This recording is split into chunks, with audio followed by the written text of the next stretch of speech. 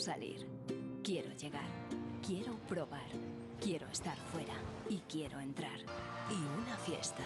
Quiero Galicia. Todo lo que deseas, aquí se puede hacer realidad.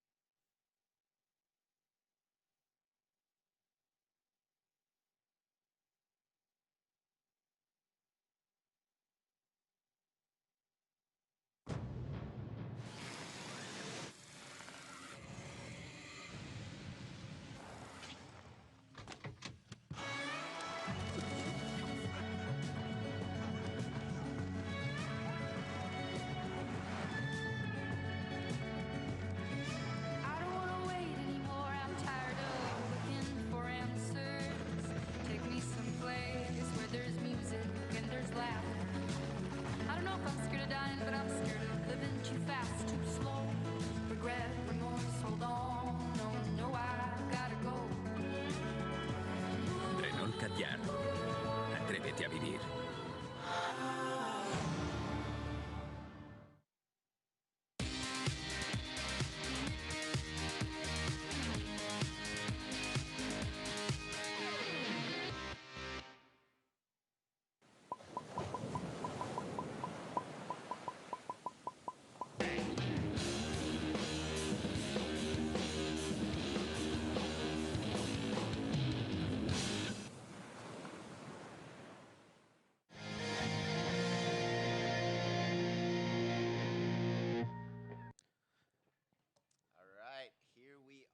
We are back in action. This is the men's round 3 heat 1.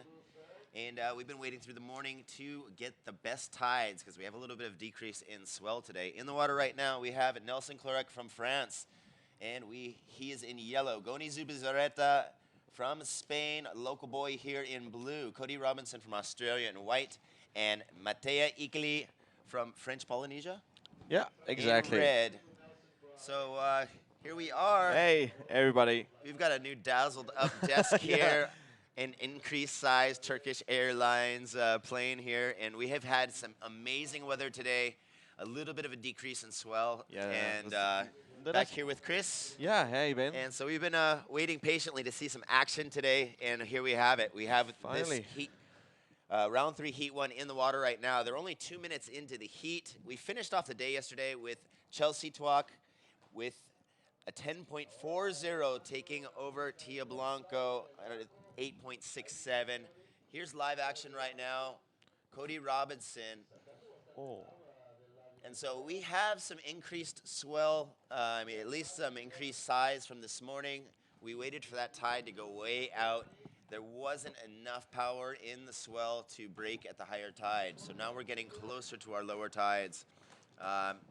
Low tide was just about 2 minutes ago. Exactly. It was 3:45. So they timed it really PM. well because the previous days we had that low tide, and with the tide coming in, that was when we saw the most size. And yesterday, pretty much similar time, we saw some of the biggest. Look at that motorboat race. Oh, yeah.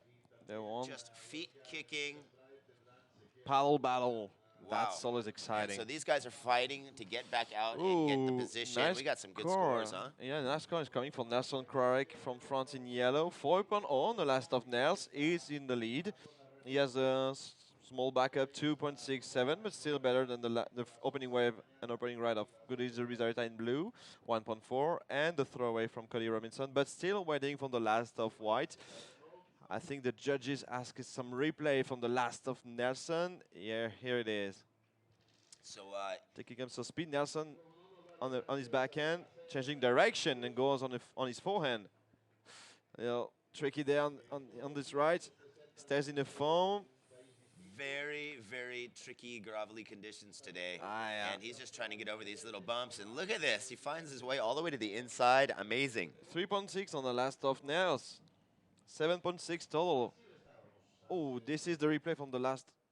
Oh, nice opening turn, opening right from Matea Ikeli from Polynesia. Fortunately, he got stuck on the lip. Just behind him, it's Cody Robinson doing. No, it's Goni Zubizarreta, my bad. Goni, the local hero here. Putting together a nice, solid combination here, throwing a lot of spray. And this morning out there, I had time to go for a free surf, and it was so difficult. Yeah. And of course, it was at the higher tide. We had a lot smaller surf, but this little left that's bending in here is the only little point on the beach that has enough force to kind of get enough speed for a maneuver. Barely enough for me, but that was enough for Goni to link up a solid combo. And here we have Cody Robinson on his backhand. Cody Robinson hopping over that flat spot. Look at that big, digging under the lip. Nice foam ball climb there. And like that, those previous waves, they're just trying to get over that lump and try and find something that's going to build up through the inside. That one didn't produce too much of a long ride, but he did a great job on that one. Nice, solid combination. We will have some more scores in just a minute for red, white, and blue. And almost 10 minutes have passed in this heat. We on a 30 minutes heat format today to let the guys grab the best condition and the best wave they can and having a chance to pick some good scores. So we increase by the heat time by 5 minutes. Wow. Okay, 5.50 for Cody Robinson's last wave. Matei is red. He got a 2.77 for his opening ride, 1.77 for his backup score. And we have another score coming in for Goni in just a moment, I think. Yeah, you're right. Cody just moved second due to this last wave, 5.5 as you said, bro. So yes, as Chris just mentioned, the directors decided to add an extra 5 minutes to the heat. And so we have 30-minute heats. That will give them 5 extra minutes because we do have limited surf. We've got a little bit of longer lulls out there. So while these guys are having to wait for waves, we're trying to balance it out by giving them a little more time in the water. So look on our screen, up on your left corner, that is our 4-man priority. Squares. There are 3 squares. No, 3 squares. The fourth priority is kind of obvious since you have the fair 3 priority. So you can just manage where your priority stands. And up it's the judges' area. Downstairs is the press, the WSL, and the production for the TV. So Nice. Goni Zubizarreta, second wave, 8.17. Wow. And another big score coming in now. Wow, 5.20. So Goni, our local talent, 8.17 and 5.20 for his backup score. Nelson Clarek in yellow is now in second place with a 4.0 and a 3.60. He needs a 9.37. Third place at the moment, white, Cody Robinson from Australia. He has a 5.50 and a 0.53. He needs a 2.10. Fourth place, red, Matei Kili. He needs a 4.83. So far, he's gotten a 2.77 and a 1.77. 18 minutes remaining. First priority yellow, second priority red, third priority blue, and fourth priority white.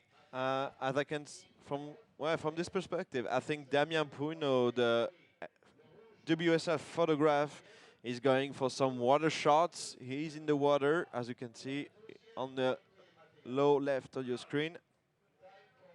Here's the replay for the last of Goni Zubizarreta. Oh no, it's the last of Nelson Clarek on his backhand. All right, so yellow stomping his way through there. He's hoping that this thing will build up just a little bit and gets a nice whack off that last inside section. Yeah, from first place, Nelson moved to third. He now needs a 6.8. Let's see what the judges decide once again. He has a 4.0 and a 3.6 at the moment. All right, Cody Robinson, he got a 5.30 for his third wave, and that bumped him into second place. Look at the replay from the last of Nels. I'm sure Tom's watching. Hi, Tom. Seeing the Brotherhood. Nice turn, but the wave's really flat. It's really hard to control maneuvers there. And manages to find a little last hack in the foam. Squeezed it in a very tight little zone there. And yeah, these guys, you can see a lot of hopping, trying to get across these flat spots. They need to try and find those little power points in the wave. And compared to earlier, we have some stronger wind, so it's kind of breaking up those sections. And not like we started with a lot of power in the surf at all anyways in the morning, but now with this wind, it's going to kind of push those little power points apart, and you're seeing these kind of flat spots in between the little peaks and pop-ups. So these guys are having to really search for the energy. Look at Goni's replay. This is the second score, the 5.2. Just digging in, throwing a ton of spray. Last of Nelson Krarek in yellow, 4.9. Is still third at the moment, but now needs a 5.9, Nelson. Second is Cody Robinson in white from Australia. He needs a 7.88 to take the lead over Goni. And fourth from French Polynesia in red, Mateki. Here is Goni. And no, he'll pass on this one. Yeah, it was amazing this morning with the decreased size, and we have a little bit of change in direction as well. But it was so much harder than I had expected or predicted. And especially looking at it from up here, looking at it on your camera, it's a completely different view and different perspective than when you're in the water. I just remember when you put your zipless wetsuit, man. You were like just at the moment where the sandbanks are in the deep water zone and the waves are just rolling on this deep water zone, and it was really hard for you to take any waves. But here it is today. Now the sport has morphed and moved a little bit further as the tide starts to push again. I mean, no, it's just behind this deep water zone, sorry, because the tide is low and it's still starting to push back on. And yeah, it might be tough for the heat number 3 in heat number 4 to find some proper gems. But here is Mr. Gatien de la Haye coming up in the next heat representing Guadeloupe Island. He was at the party last night with the Mignot brothers, having a super fun time, man. Hung out at the little DJ booth, going off, and he was just saying how much fun he's having. And he's like, forget worrying about your heat. He's like, I'm just here to have fun, and I'm going to go out, do my deal. But he is loving this place so much. And I'm sure he just dig the DJ because my friend Ben Way is too shy, but he was the DJ yesterday, Mr. Ben Way. He was the superstar that shake the whole place upside down, Mr. Ben Way. And Yeah, I wouldn't say that, upside down. He's such a superstar. I mean, today the commissioner just woke up with the next call to 3 p.m. and everybody was like, "Hey Ben, thanks for yesterday. Hey, was great, thanks." Even some people were like, "Oh man, this DJ yesterday was really awesome."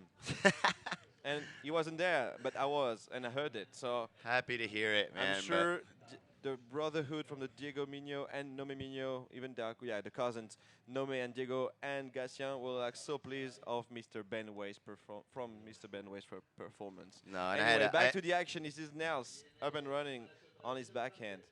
Ooh, he just hit the lip on a clean section and the foam just right after this. So yellow was looking for a 5.90 on that last one. We will have that score coming in just a moment. We have just about 12 and a half minutes remaining. First priority red, second priority white, third priority blue. And Goni's out in the lead at the moment. We're going to see a replay. Nice okay, that was the end of the replay. Nice top score for Goni on this opening heat of the day. Just wow. amazing. I never would have imagined that we could get anything up in the 8s looking at the surf this morning. But yeah, we're getting a little bit of a wall to deal with here. And you can see the white caps out in the ocean. And it's getting a little chunky and bumpy, but if it's worked with well, like Goni is right now, just putting everything into every turn. Nice combo on the first 2 maneuvers from Goni. Wow. So that was about as well as anyone could surf that wave. I don't care who you are. That was amazing. Definitely agree with you, bro. Look at this. So he gets over that little bump, wastes no time. He just completely extends into that first turn, slapping it back, making his way across this little section for one more little windshield wiper thwap on that end whitewash section. And 11 minutes and 30 seconds remaining. So far, Goni Zubizarreta has an 8.17 and a 5.20. Let's see if he can better either of those scores. First priority red, second priority white, third priority yellow. So these guys are doing some amazing surfing. Look at Mattia, like hitting the water. Like he's quite happy with his calls right now. He only has, as you said, bro, a 2.77 and a 1.77. That's pretty weak, according to the fact that he won his previous heat in the last round. Mattia. Okay, he said to me during the interview that he was really lucky to pass, but still, he's impatient. He wants some waves, and we understand him. We all are aching to see some good lines today here, and for the QS 1500 for the boys, the Pantin Classic. Look at how low the tide is. Look at that. He is so far out, and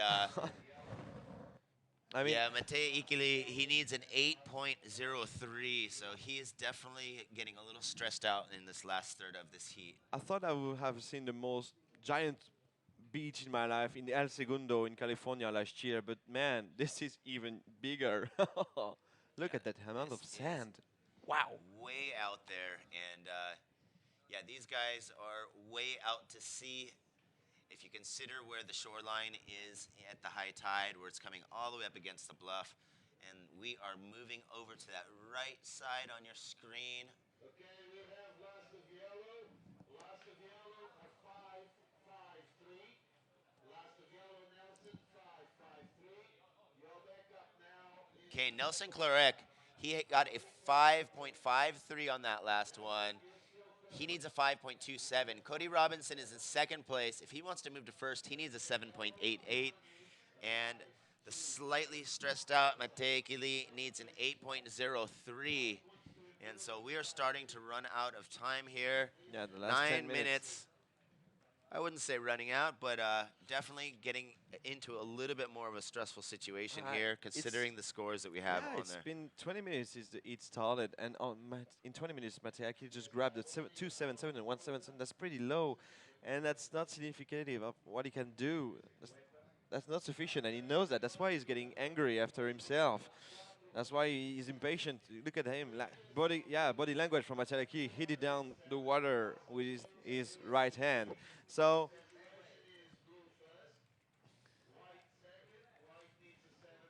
superstar, man. All the people are talking about you. That's so funny. Stuff life, huh? It's because I lived here for 3 weeks last year. That's why. So you became a legend in 3 weeks? I don't know about that stuff. Come on. We have 8 minutes and 20 seconds remaining. First priority red, second priority white, third priority yellow, and fourth priority blue. So here we have all of our competitors. This place really, it looked like a ghost town up until about an hour ago. Everyone was quite sure that we wouldn't run today from the looks of the high tide in the morning. But everyone coming back, I think they're slightly surprised that we have this much to work with. Look all the photographs and all the fans on the beach taking their photos of the spot with the competitors, forming a line just in front of the competition side. So just to get a perspective of how much the tide moves, if the tide were all the way in, those photographers would have about 3 feet of water over their heads. Yeah, that's so that's so true. Pretty amazing. We have 7 minutes and 30 seconds remaining. And that's pretty unbelievable. Goni, yeah, if you really think about it. Be scared if you had some lead boots. Yeah. We have Goni Zubizarreta in the lead. He is in the lead by 2.57 over Cody Robinson in second. Cody now needs a 7.88.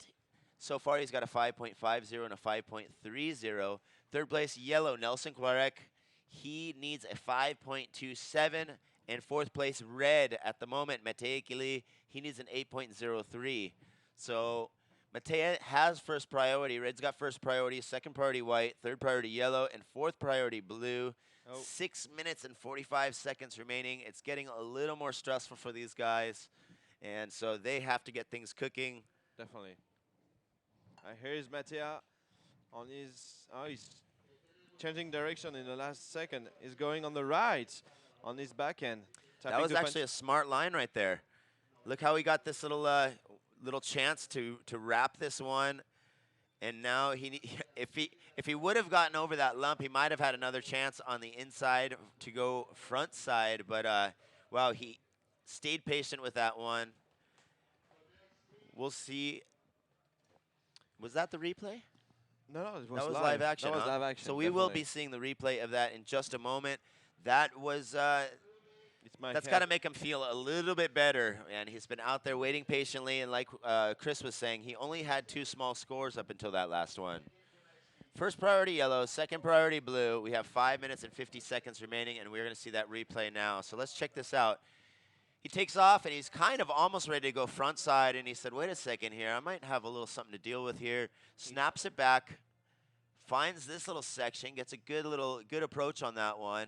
Hits it nice and vertical on that whitewash, and he's trying to make it back to the pocket to true reform to the inside. That one doesn't do it, but wow, he dealt with that perfectly. Yeah. I mean, he just saw, as you said, in the last second, some clean section on his right hand. And suddenly, boom, he goes back on his backhand and try to... Oh, yeah. It's Takumi Yatsui from Japan checking on the beach marshal, as Nuno said. But yeah, he just managed to find 2 new sections to eat the leap on this backhand. And that was quite interesting. Let's see what the judges decide. And we saw the replay to help the judges decide because the tide is so low. Like, even if you bear high, you cannot see properly the maneuvers from that distance. So the replays are like crucial for all the judges. And thanks to the production for those images, guys. Priority goes with Goni Zubizarreta. First priority is blue, second priority is yellow for Cody Robinson. But watch out, Cody. Nelson only needs a 5.27. He has a 5.5 and a 5.3, Cody. And Nelson has a 5.53 and a 4.9.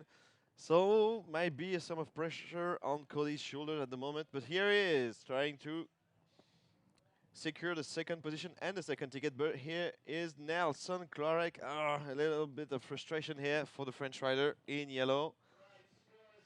I think somebody's yeah. It's frontside attempt and reverse for Mattia Ikidi. Landed it. Wow. So he is. He took all of that fire from that stress in the first And 2 frustration. thirds.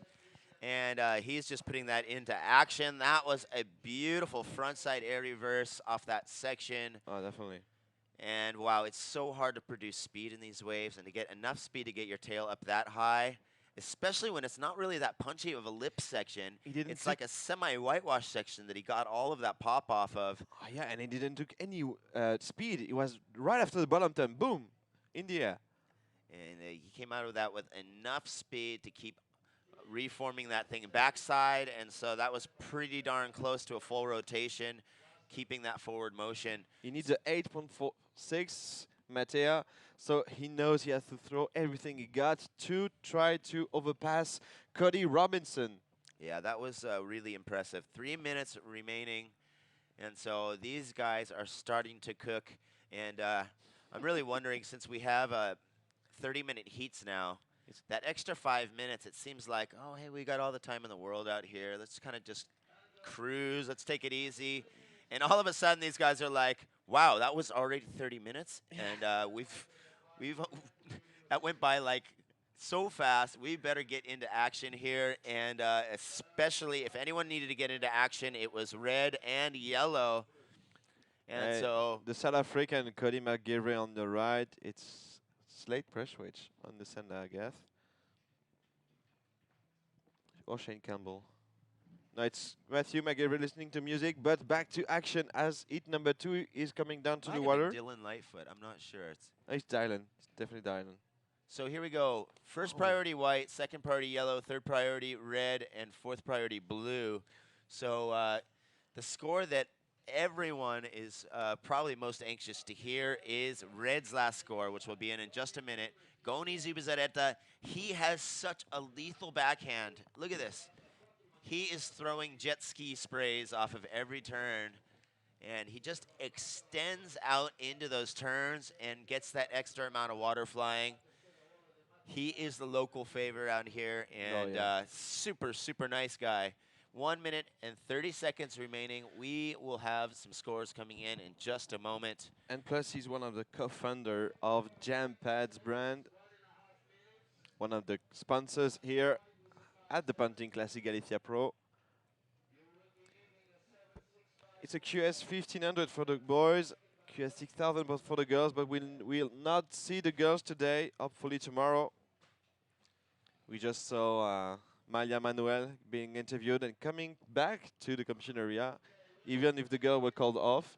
Oh, Last of Red is coming through, Ben. That's what you pointed out, right? Yep, 1 minute remaining. Wow, we got 2 scores for red.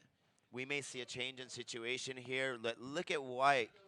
Everybody's Cody getting into action. We are down to our last 45 seconds. And Nelson Clark as well. Wow, this is going to be really tricky and really wow, mad. that was a big thwap. And again, just behind him, it's Gunny.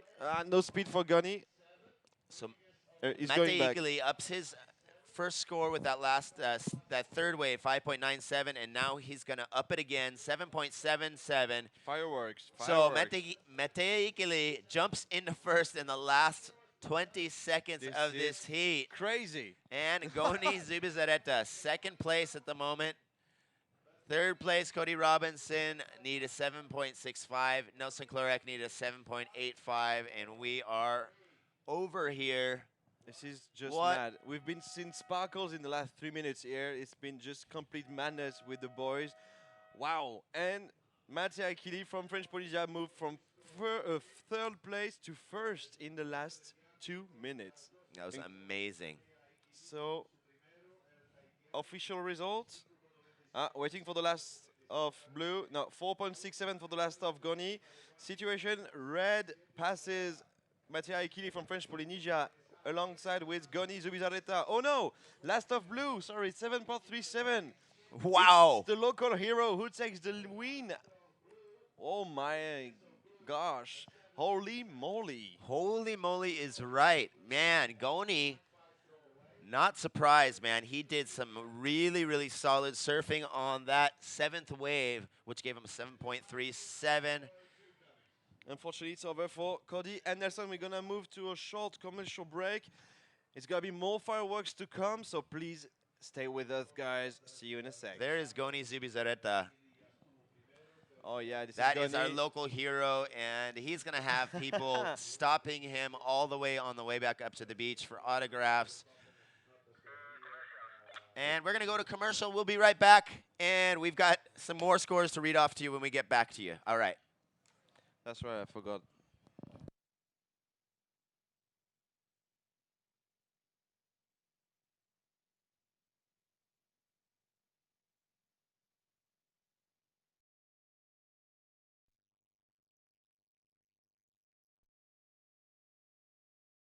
No problem. We are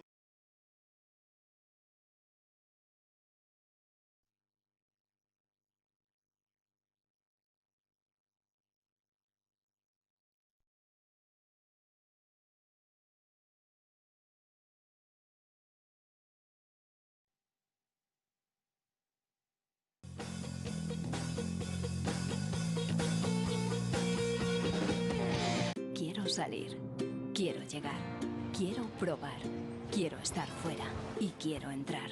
Y una fiesta. Quiero Galicia. Todo lo que deseas, aquí se puede hacer realidad.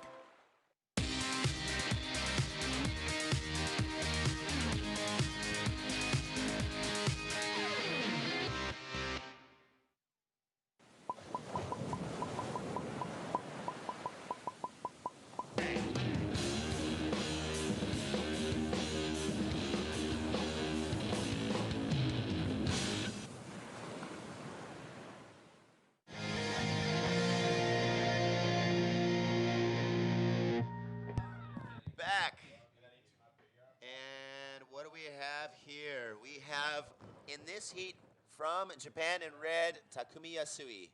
In white, from French Polynesia, Mihimana Brai. And we have from Basque Country, Ethan Iguiguren. In blue, from the Galapagos, Gatien Delay. Delay? Guadalupe Island, I'm sorry. Gassian Delay. See, what would I do without you guys with your pronunciation? I would just keep massacring all these last names. 28 minutes and 45 seconds remaining. Once again, this is a 30-minute heat. So far, some small scores. White has a 1.50, yellow has a 0.50. And Diogo, welcome back to the lowlands. Hi. You were up on the third floor, VIP penthouse seat with Nuno, With a view. I know, Rome with a view. with a very skewed view because you're looking down on these waves from much higher than we are. Yeah. And it looks like it's 4 foot out there from up there. I was sitting there up in the morning with you guys, and you get down to the beach, It's 2 foot. it's 2 foot Tops. at best. But look at these guys. We're getting giant scores from these guys in what is seemingly Well, and how the tables turn fast. I mean, Mateus spent maybe 25 minutes of that heat mad, just splashing the water. well, you see the chop on the water? I think that's left over from him splashing. Exactly, that's it. Amazing. He wasn't happy at all, and then all of a sudden he gets 2 waves, boom, turns the heat around, and jumps to the next round. With Gandhi obviously moving to the next round in first place. Yeah, and he took that fire into action because he put that put the burner on and blasted that frontside air reverse on a seemingly unblastable section, if you will. Yeah, absolutely. So We- I'm peeking over my shoulders right now, and I don't seem to see red in the lineup. We may only have 3 competitors in the water. It's really weird. Someone told us that he hadn't checked in yet, and we called for him a lot of times, and nada. Yeah, and I haven't seen him around the contest site at all since the first day, so he may not even be in the country. Okay, And so we'll check that out in just a little bit. But As- here we go. it's yellow, up and riding. Was out yellow, and he was up, and he was riding. He's not up. He's not riding anymore, but it's still yellow. And 0.8 for that last wave. And exciting times that last heat, and I'm curious to see what all the boys that are gonna get in the water today are gonna do. We're gonna run 8 heats. This is the second one, but on the other hand, they are much longer than yesterday. They have 5 minutes more, which is great because there aren't many waves available, and they really do need these 5 minutes just to find those 2 good opportunities to move on to the next round. So here we have in front of us, these are the official results of that round 3 heat number 1. Last heat, first place blue, El Surfo Gallego, Goni Zubis.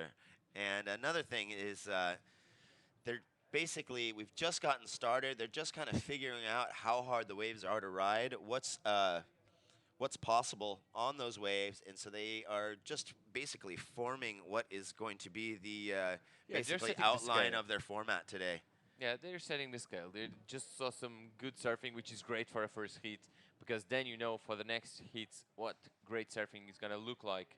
And that's going to set the bar for how the judges are going to judge the low-scoring rides and the high-scoring rides.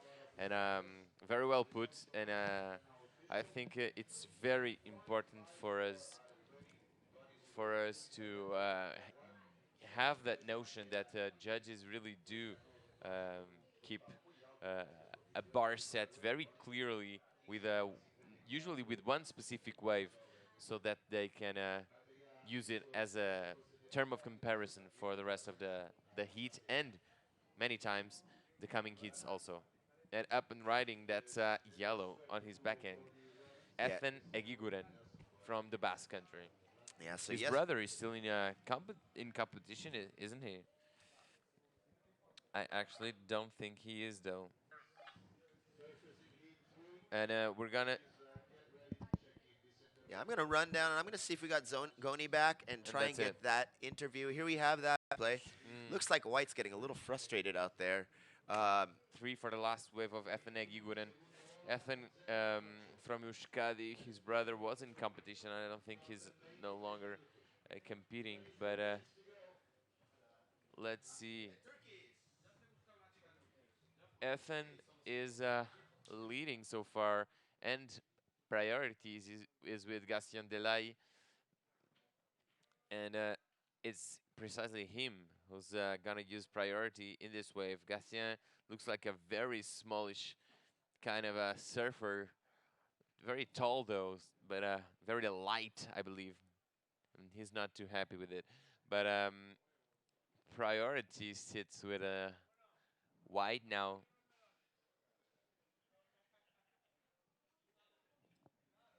Let's watch the replay from this last wave of Gatien Delaye. He didn't do too bad. This last turn was good. Some water was on the air. So not too shabby. Not too shabby at all.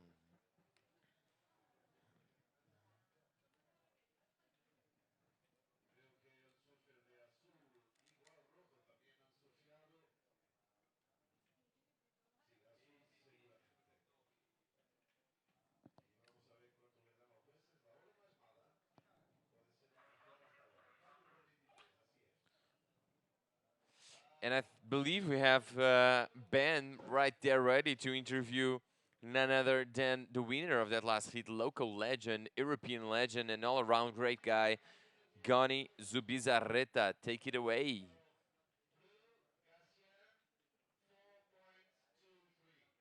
Nope, I don't think this is it right now, but I think, yep, let's go to the, nope. Okay, if the interview is ready, let's do it.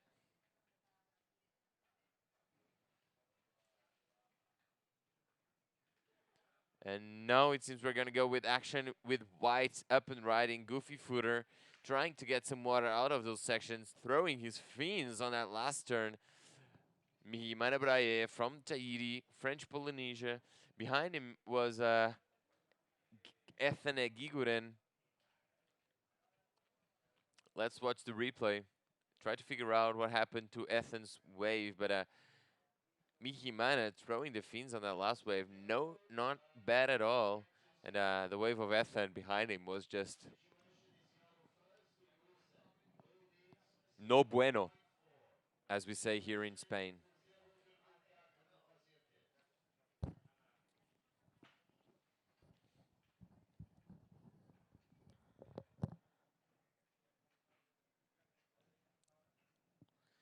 And now up and riding is Blue Gatien, but the wave didn't really collaborate with Mr. Delaye's intentions. We have an incoming tide, which is giving some extra push to these beautiful waves we have here in Galicia. A bit small today. There's no hiding in that, but there's a little extra push coming from the tide, that's for sure. Meanwhile, Mihimana with that last wave with the fin throw to finish it off. 5-8-3 for Mihimana. Jumping to the lead, Mihimana doesn't seem too flustered with the conditions we have on offer today. Getting that 5-8-3 that got him to first.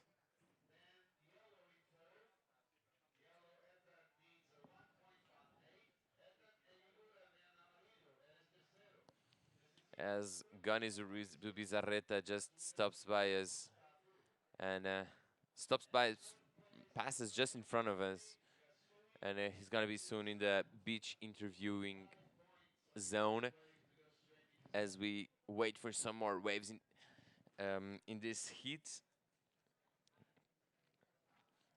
Right afterwards, we're going to have Vicente Romero from Spain, Luca Messinas Novaro from Peru, Non Mignot from France, and Harrison Mann from Australia. 4 more surfers are going to hit the water soon. We look out the window and we can see that red is nowhere to be found. So just like Ben said, probably he didn't really come here to Spain to compete at this event. And priority sits with yellow, second with white, and blue third.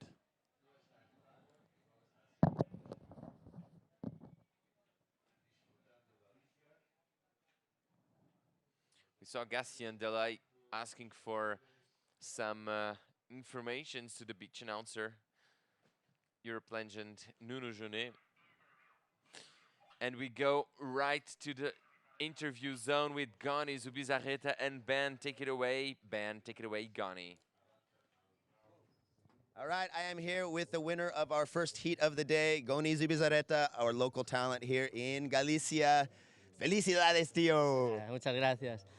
Yeah, it's hard job out there. You know, the waves are really small, but for everyone it's the same, and you have to give your best. I'm pretty happy to get through, and I felt really good. The board is good, and I gave my best. I had like positive mindset because it's what you need. And 30 minutes, I started with an 8, so I was pretty stoked and relaxed. But then the other guys served well at the end of the heat, so you can never relax, you know, there, and everybody's raping. So I'm pretty happy to make it.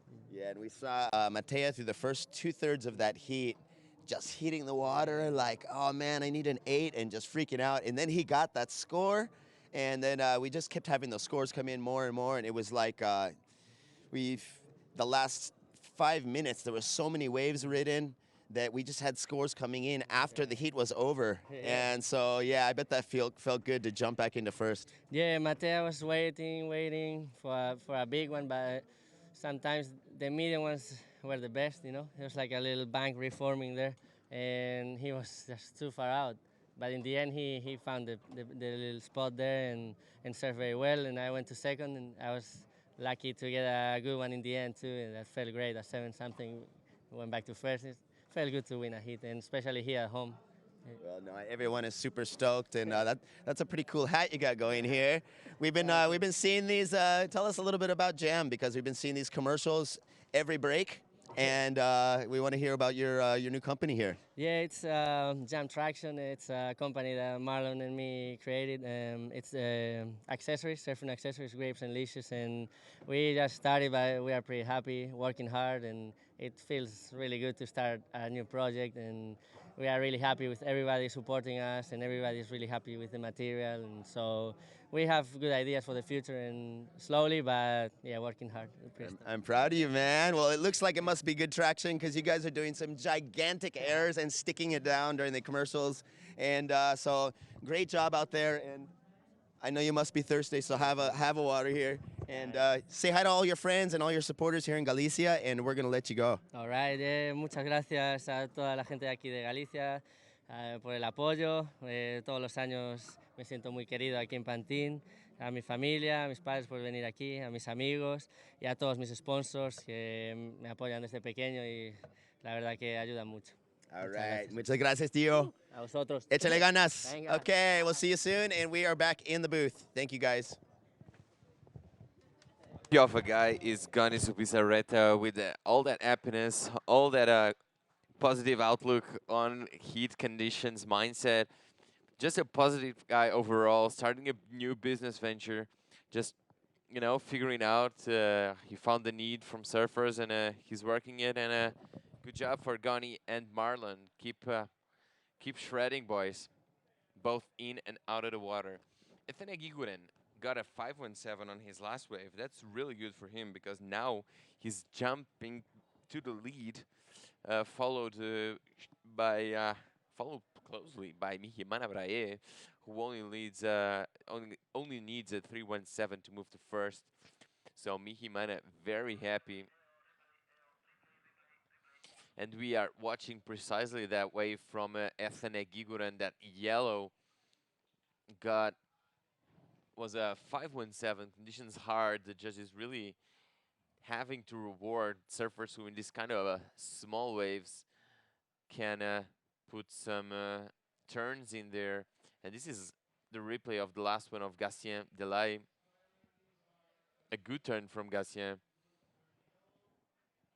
Undoubtedly doing something interesting there with his surfboard.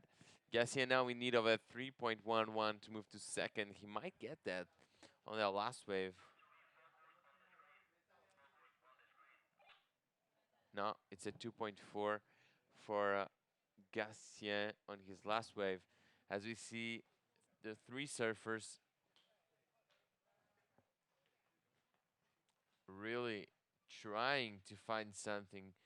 Wave selection is so important in a day like this. You really have to pick your waves. You really have to be picky because, I mean, on one hand, for sure, you have a lot of waves to choose, but there are many, many, many good waves out there. So you have to pick those ones, and priority takes extra importance. As we see, surfer in red from the next hit, Vicente Romero from Spain via Brazil, a good surfer, and Mijimana Braille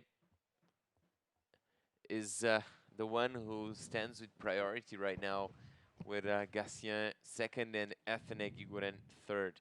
12 minutes to go. We waited a lot to start competition. Conditions were way worse this morning. Now we have a little extra push from the tide as we talked about before. And let's see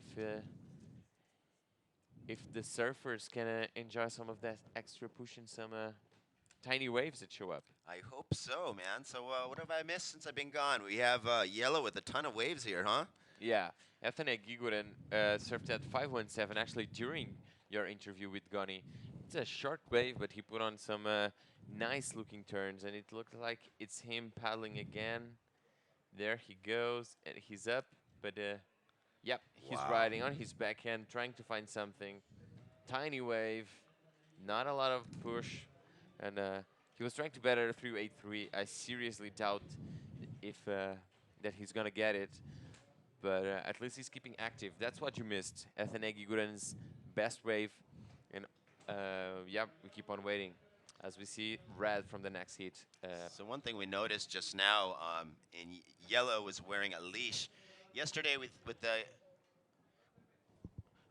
previous days that these guys were out, a lot of them had no leash to save the drag and kind of keep themselves lighter, moving faster.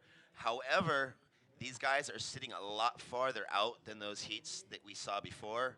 And so if you were to lose your board, it's a pretty far swim to go in and get pick up your board. And there's Nome Migno. He is such a cool kid, man. He was hanging out at the party last night. So that's how a half Mexican, half French it looks like. Yep, that's what you get, man. You throw them in a bucket, mix them up, and that's what you get. And man, what a happy guy. And he is getting that jersey on the right direction. So he spent a lot of time in Sayulita, Mexico, which I had a chance to go over for one of the Mexican national contests a long time ago. Went over with the guys from Cabo and Baja California. Wow. And a lot of those friends that I met back then are still locals hanging out there. And Still surfing. Still surfing, still ripping it up. And a lot of them are now running businesses, surf schools, little hotels and stuff. And yeah, we had a great time kind of catching up, him and Diego last night, as well as Gacian was hanging out with those boys. And I don't think they thought there was going to be a contest on because they were drinking it up, having a good time, partying, very uncharacteristic of competitors. But, man, they were just saying how much fun they're having and how they're not going to stress out over the competition. Part of being here is about being here. And so, yeah, as much as they have on the line, there's nothing to lose because you are in this beautiful place. Galicia is just a paradise. And so we have some scores. And paradise was made to be enjoyed. Oh, man, I'm tearing up right now. Get me a tissue. So Yeah. Gacian Delay. Now, Mijimane, now using priority, trying to find, he waited a lot of time for this second good wave, and he's surfing nicely, getting some water out of those turns, starting to have interrupt you, Ben. That's okay. But Mijimane trying to find that much-needed backup to move him up to first and get some distance between him and second place. Let's watch the replay right now.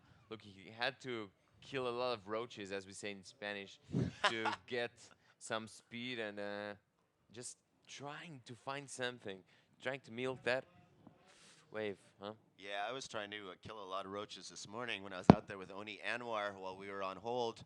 And man, it is so hard to get speed off the takeoff.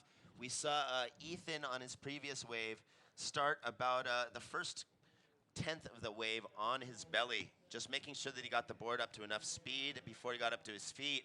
And I saw Oni do that same approach, kind of taking off, and that left it starts really flat, and it starts to kind of gain some punch as you get down the line. And so you see these guys taking off in this super flat spot, and they have to just kind of reach their way over to where it stands up. So he didn't make it over that lump.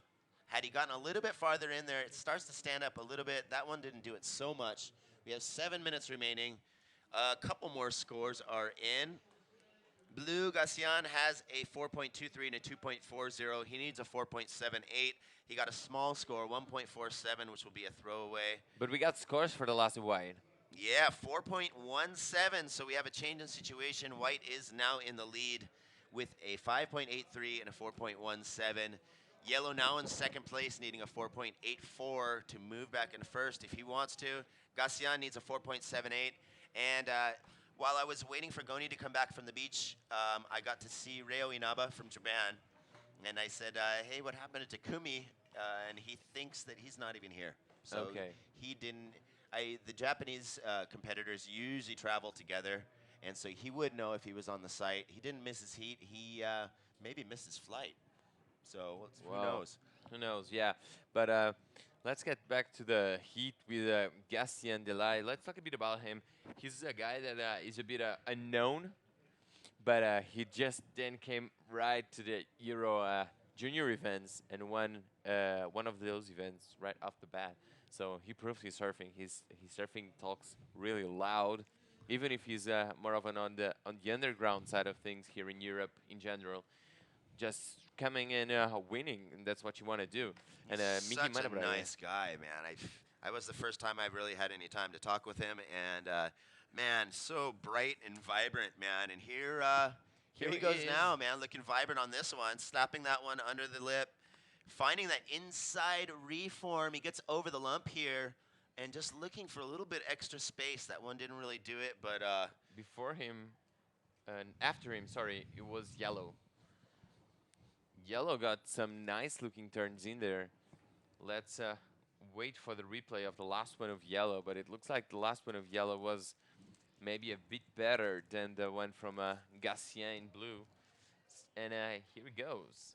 The replay of the wave of Gatien. You can see on your right hand, you can see on the right side of the screen that Ethan Giguren is going to take off. There he goes. And look like that wave behind much more stand-up than the one from Gatien, who was a bit mushy and just slop, right? yeah, and you could see how close blue and yellow were to each other on those two waves. But That- Miki Mana just picking some nice-looking waves. He just gets low and tight on these things. He dug into those first two turns, Still really going. stomping. Yeah. And so we do have what's, I think, pretty much leftover wind swell from yesterday. That's why these waves are so close together. And that's why we don't have all that punch. And so these guys are really, they're having to feed on the tide being low for there not being too much water over the sandbar, because if it were any deeper, these waves would not be breaking at all. At all. Yep. Unfortunately, we have an outgoing an incoming tide that gives our waves some extra push. And up and riding, this is the replay of that wave from Yellow while Blue was surfing. And Ethan was trying to improve on a 383, and Blue was trying to improve on a 2.4. So let's wait for scores, because the situation is gonna change. Yeah, here we go. That last one from Yellow that we just saw the replay, 5.67, best wave of Athens, and then now he gets some distance between himself and Mihimana Brahe, who still has a score coming. And the last one of Gatien surfed in front of that from Athens was a 2.67, so it's now his backup. And the Gatien has that blue priority. 3 minutes to go, and Ethan in the lead with second place needing a 5, and most importantly, because only 2 move to the next round, Gatien needing a 5.78. Wow, look at him pepped up, just moving across nothing here. You can see that wave was like less than knee high before that last little slap. Really fitting in anything he could. I wonder what kind of pep talk they give themselves before going to the water. Wow. I don't know, but it wasn't the one that I gave myself because I couldn't make that much speed across those little things. And yeah, I was just amazed to Conditions be up were and riding. way worse when you got into the water, man. Yeah, they were way worse, and that was why they made the wise decision Of to holding make it. us hold off until the afternoon, because we do know from our previous days that this is right around the hour where the waves have been the best. We're in our fourth day of competition now. Yesterday, with that a little more wind swell, we had some of the biggest surf of the day just around this next couple hours. So Yeah, that's what we were hoping for. yep, we're gonna keep it like that. And quick tap by Gassian. He is turning it around, getting a little front side tap on that one. Yeah. We have trying- 1 minute and 45 seconds. He needs a 6.27, and he needs a little bit better wave selection. And look at that. The last one of Mihimana, now he's back at 4.67. That's the one wave that's getting things that much worse for Gatien. Gatien, who's going to go front side right now, going to the right, but not really working for him. Yeah, he's predominantly been choosing rights, which haven't been working out for him as well. And we've seen the higher points on the left, and the left has a little more stretch to it, standing up a little bit more, and so yeah, he might need to opt to find a left, and he needs to do it fast. We only have 1 minute remaining. And priority is with Mihimana, so 2 extra tasks for Mr. Gatien Delay. And we're going to wait for him to do something more against Monsieur Miyamana Braille and Ethan Egiguren. And looks like he's going to... Nope. He'd sneak a peek, but... sneaked a peek. You can sneak a peek all day long. We have 30 seconds remaining. And what do we have here? It's Ethan. Ethan So he Egiguren. is keeping busy here. He's probably going to take this one to the beach, right? Just to leave the water. I don't think he's Yeah, very unfortunately, confident. look at him. Look how deep that water is there. That's that's the hole that is the trouble spot. That's the deep water spot we have been talking Yep, about. that is La Piscinita. And so you better put on your floaties if you don't have a lifeguard, because that pool is lethal. It's been killing everyone's action for the last 2 days. Yeah, it's an action killer. And now up and riding is White. I'm not sure this wave was caught before the horn. We'll figure it out. We gotta go and wait for the wave from Mihimana, those scores, but I don't think things are gonna change. I'm pretty sure that yellow and white are gonna move on to the next round, and Gatien is gonna be unfortunately unstoppable of moving out. So we will go to a quick commercial, and we're going to jump back into our round 3, heat 3 in just a moment. Take it away. Quiero salir, quiero llegar, quiero probar, quiero estar fuera y quiero entrar. Y una fiesta. Quiero Galicia. Todo lo que deseas, aquí se puede hacer realidad.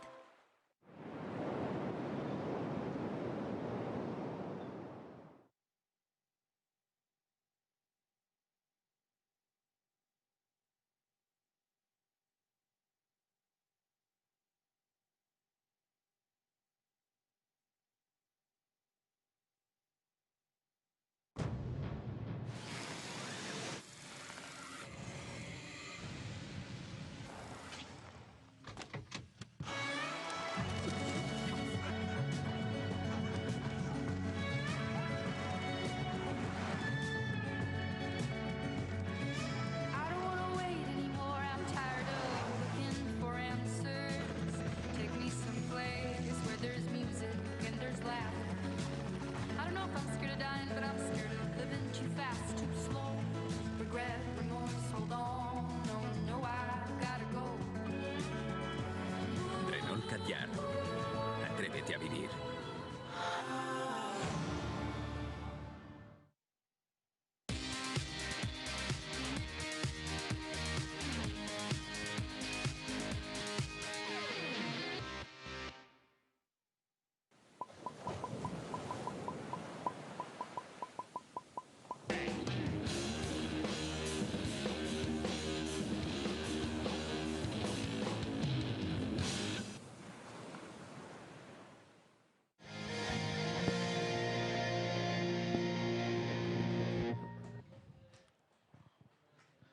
And we are back. And look at the beautiful infrastructure of this event. What a beautiful event site we have here. Oh, All yeah. sustainable and woodsy and stuff. Isn't it lovely? Oh, it is. And these are the 4 guys in the water right now. Vicente Romero from Spain, from where we are. Luca Mecinas Navarro from Peru. Non Mignon de France, and Harrison Mann from Australia. And we already have some huge scores from Surfer in Red, Vicente Romero with an 8.43. And up and riding is none other than Mr. Harrison Mann going on his backhand. Unfortunately, the wave's not really cooperating. Yeah, But behind him is White. Lucas Mecinas. A nice drive there on his backhand. Third maneuver there for Lucas. It's very interesting score to come for his opening wave, but a tiny score, a shy score is coming through on the opening wave from White Nomemino, who recently won the Lacano Pro Junior a few weeks ago. And not shy at all was that 8.6 from Vicente Romero. We're going to watch the replay soon, I hope. And yep, there it is. Hey, it just started from the outside section. Yep. And look at that combo. And the reform with an open face again. Bam! That's really radical and critical on every turn from the Spanish surfer and local. And now the Spanish surfer is up and riding again, trying to get this right to the inside, but the wave didn't really materialize for him. I tell you, brother, I was just outside to put some music on, back on in the booth in the beach, and the wind started to blow so hot, just suddenly, boom, northwest again. So the La Factoria de Aula should be working all the afternoon, hopefully. But as I was hearing from you and Ben, it's like the deep water zone is gonna be tricky to ride. Yeah, I'm just gonna put some music back on the beach because it's been completed. Just the whole album. Yeah, I'm gonna put the whole thing in repeat. This is a nice place I made. Anyway, here I'm gonna let Diogo, my man, the handsome man from Portuguese. Thank you very much. Look at an interesting opening ride for Lucas. Yeah, there's a wave for White, 3.63. Ah, right. And 3.63 for Luca Mecinas from Peru. He's sitting in second, but Vicente Romero in 5 minutes just put 2 okay scores, 1 excellent score and 1 fair score, 3.5, and has pretty much in the lead by some considerable distance ahead of all the other competitors. Harrison Mann has a 2.07. Now Mignon has a 1.43. So things are very okay for Vicente Romero. There are waves on our horizon. Let's wait and see if waves are coming for sure. Yes, they are, because Vicente Romero is surfing. Got the end of that big left we saw. Big for the conditions we have on offer, obviously. But he got the end of it and got some nice turns in there. And this is yellow. Also got some nice turns in there. Non Mignon trying to better that 1.43. He's probably going to do it with that last one wave. And let's see where that wave leaves him for the rest of the day. The heat, sorry. So what did I miss? Little shy opening wave for Harrison Mann and Nomemino. I believe you've missed the last one of Vicente Romero, which I don't think is that 3-point ride that just popped up in our scoreboard. I think we're still waiting one more score. And yeah, we're still waiting on scores for the wave of yellow. Last wave of yellow. And now up and riding yet again, Vicente Romero. Ooh, going for a backside 360, or trying to go for that backside 360, sorry. Unfortunately, coming unstuck, not really being able to take it to the air and rotate like he did. But Chris, still a nice start from Vicente. Oh, definitely. He puts more chance on his side with the 8.6. That's critical to pass, and that's better than the first opening top score we've seen with Goni Zubizarreta, 8.17 for Goni, and 8.6. Scores are getting higher and higher, Diogo. Yeah, let's hope so. I mean, we really want to see surfers really doing a nice job, really having those scores just to make them feel like they are confident, get that confidence going for the rest of the event. That was Efene Giguren in yellow, taking off his vest, and this was Vicente Romero surfing. He's Looks like building his momentum, Vicente. huh? Yep, and 2 waves ago, Vicente got a 6-point ride, and now everyone's in combo land, and Vicente is still winning on scores for this one wave we just saw of him.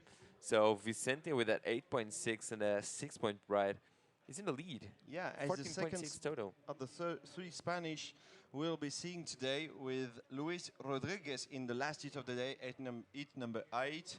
And yeah, it's been doing really good. He's back in, he's a 6.0, his top score is 8.6. I mean, apart from him, the top score of the day for the three other competitors for this, on this heat, sorry, is a 3.63 for Lucas Messinas. So he's way ahead, as you say often, it's in the driver's seat. And definitely well set up in this driver's seat right now, Vicente. Absolutely. Driving in 5th gear. Blue with priority, as we see on your screens on the left. He's almost going to pass the 6. Look at that. It's Nome Minho, recent winner in the Lacano Pro Junior and finalist at the Lacano Pro. He's not... he's having some hard time to find some speed, but here it is. First up turn, really aggressive. Second one on this left. It's going to be really shy on the deep water zone. Oh, here she is. There she is. La Piscina. La Piscina Olímpica. Yeah, this is really problematic for Nome. 7-point ride for the last of Nome Minho. The judges got really excited about this one wave from... look at the first turn, though. Mignon. Look at the first turn, Diogo. Yeah, it was really good. Bam! Yeah, lot of spray behind. Lot of spray, absolutely. And the judges really loving this and he's effort. moving second. I'm not sure this is actually that 7-point ride. Yeah, it's just moving second. Yeah, with now with this 7-point ride. Being his last wave or not, it was enough to take him to second, right? Yeah, definitely. And now Nome needing another 7.6 to move to first. That's how dominant Vicente has been in this heat so far. Really, you know, and I'll tell you what, when no one was surfing this morning, we just had some very tinier than what we have on offer right now. Nome Minho again. Yep. Nome, boom, a lot of water in the water. And could he connect? Oh, nope. He's going to change. No direction change for Nome Minho. But I was telling you, when there were really small waves on offer this morning and no one was out there surfing, and then suddenly, all of a sudden, I see this Spanish-looking guy with a Quicksilver wetsuit and a blank nose hitting the water, and it was Vicente Romero just going surfing on the worst conditions possible we had today. Just wanted to get wet. Wanted to get wet, wanted to get something going, and it looked like it worked for him. He's in the lead. Yeah, 3.9 on for his Nome Minho, previous wave. although on his previous wave. He's still second, he has fourth priority Nome, but look at behind him. In third, Lucas Messinas Navarro from Peru. In white, he needs a 7.27 to pass second of a Nome, and behind him, Harrison Mann from Australia in blue, who had third priority though. He needs a 8.83, Harrison.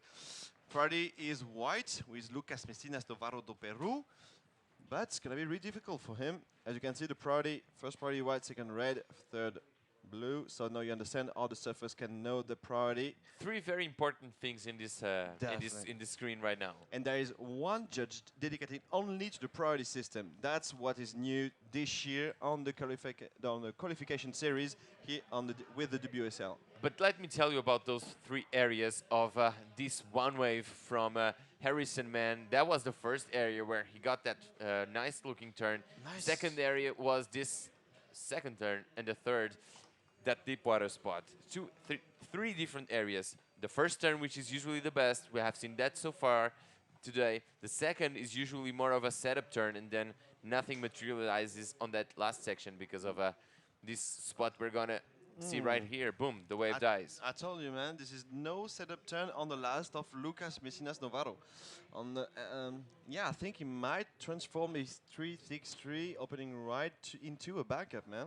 And look at the wave for a last wave from Vicente Romero. 6.17 moves him even further in the lead, and we're watching the replay of that last one wave from Harrison Mann opting to go front side. This was nothing at all, and then now this is more like it, and he's gonna get some nice looking scores from the judges for that effort. Sorry, and Lucas Messina Novato with that wave you were talking about. Yeah, I mean, he's building his momentum, but the judges just admitted it was only 2 maneuvers. Here is again Nomemino trying to go on the right. He just saw the previous wave from Harrison Mann, finding a nice right. So he's taking his path and waiting for his last call though. But the last of Luca Messinas Monovaro in white, 2.8. I was wrong. On maybe 2 maneuvers on the left is not sufficient for the judges to score over 3.6. So here it is. Lucas is still third, and he still needs a 7.27. And fourth, Harrison Mann in blue, he needs a 7. Did all along, like nice drive, not really losing speed, connecting with some bit of luck, I must say, but still. Yeah, going over that deep water section and connecting to the inside. That was really difficult to do, and there he is throwing the tail in front. Yeah, Front side tail, blow tail reverse, and then connecting nice and quietly. That's proper. That's clean. Cool surfing. But he didn't finish the wave, and here is the penalty for that. Small scoring coming for Vicente Romero. Even if he did some nice job there, it couldn't manage to up his nose at the end of the entry as Nomemino is asking for the situation. You can see waving his arms in the air. Priority is white. First priority is white.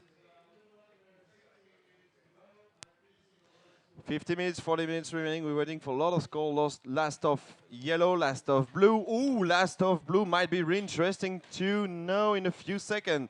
6.8, here it is. Oh, nice floater there for Nomemino.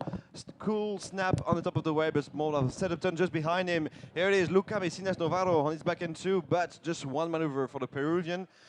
Wow, we are going to see some sparkles in the last 15 minutes, I'll tell you, Diogo. Yeah, and how good of a turn is a floater? That's one of my favorite maneuvers possible on a wave. I love those floaters. I love the floaters, but it's been the reward for the floater has been decreasing year after year. It's like Pop Shove It. Everybody loved them, but it was almost no point. Just setup turn or just passing section turn, and the judges know they are like we just saw too common. Yeah, absolutely. And we just saw some huge spray coming off a wave of white behind that one wave we just saw. So interesting to see what wave from white are we gonna watch, and we are waiting for a lot of scores, a lot of waves, and let's wait for those waves before we can exactly give you the situation, right? It's number 4. Midi Veminardi about to check into the beach marshal. Imanol Yeregi from the Basque Country. Yao Kopke João Kopke. Yeah, from Portugal. That's your mate. Michel Paxton from Australia. Sorry for misspelling his name. And here it is. Good. Harrison Mann. Oh, and just in front of us, Luca Messinas Novato. Sparkles all over the place. Almost no drive at all. So to recover and quite nicely, it is really difficult. And he did. So, yes, as you said, Diogo, we're not going to give priority. It's going to be changing a lot in the next few minutes, and judges have some tough work to do. Yeah, absolutely, for sure. We're waiting on a lot of scores. We can see the drone flying over our surfers. That drone has a lot of work cut out for him because for it, actually, it's not a person, so it's a it. But a lot of work cut out for it because there's a lot of surfing going on. So a lot of work for the man who's operating the drone. So still, yeah, you can say he. Yeah, you're very right. You're very right in there. Because you need some pilot skills to go with that wind, with the drone over the water there. Absolutely, and you really need to put on some money on the line because if the thing goes down, it really goes down. You're so right, Diogo. I just saw the drone on the parking lot yesterday because I only saw it in the air like you and like everybody else. But then when it's landed on the parking lot, it doesn't fit in the trunk of the car. Like, what the hell? It has to remove the rotors and fold it a little bit for it to enter the car. Like, how big it is. Yeah, so yeah, proper money on the table. Yeah, absolutely, absolutely. and we can't wait to see those images coming from the Oh, wave of from the drone. Sorry, and we are waiting on so many scores that it's really almost impossible to know who is in the lead. But I would say Vicente is in the lead and Harrison Mann is second. One of the last of yellow incoming is a 3.63, and the last of yellow is a 2.0. But we're gonna give you the score out as they arrive. No situation at the moment too complicated to give something. Yeah, absolutely. There's just so much, Fireworks all over the place again. Hit number 3, and so it's many been waves, man. just mental. Look at this. In the first 20 minutes of this heat, you had at least 25 waves surfed. At least 25 waves surfed. This is crazy. It's crazy. And we just pushed 5 extra minutes in every heat today because of the condition, but it's been like firing, so we might ask if it was useful or not because so many scores coming through. I mean, it's more fair for the boys out there, and they have like more chance and equal chance to pass and to score the same amount of wave due to the priority system. But still, it's just been firing in the last 10 minutes. Last of Harrison Mann, 6.13 is second. Yeah, exactly what we expected. Harrison jumped to second place. Vicente still in the lead, and now Nome Mignot looking for a 5.93. And yeah, changing the situation. There are a lot of waves surfed, and I don't know. It might change again. For the last of Lucas Messina Novaro for Ride. Lucas, he's the one that's further behind, and needing a 8.93. It's gonna be tough on him. As Damian Pulno, the photographer for the WSL, is coming out of the water, he's gonna extract the memory card from his camera and discover the water shots. It's gonna be good. I was wondering before if it was Laurent Mazurel or Damien Poulneau. Laurent has some work to do in Osogor, so he passes the hand to Damien Pulno from the WSL from Osogor too.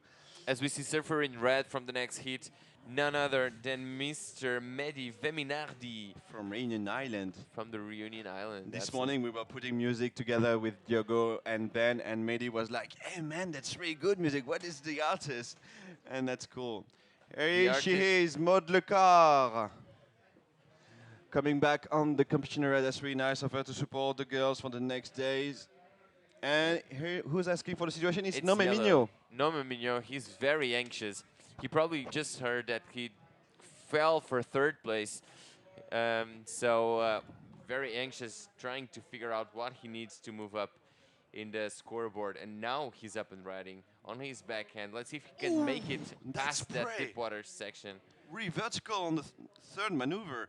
Yeah. And will it connect? He's frustrated. He's trying, still trying. There's no wave, and he was still trying. It was close, man. That's frustrating for Nome Mignot.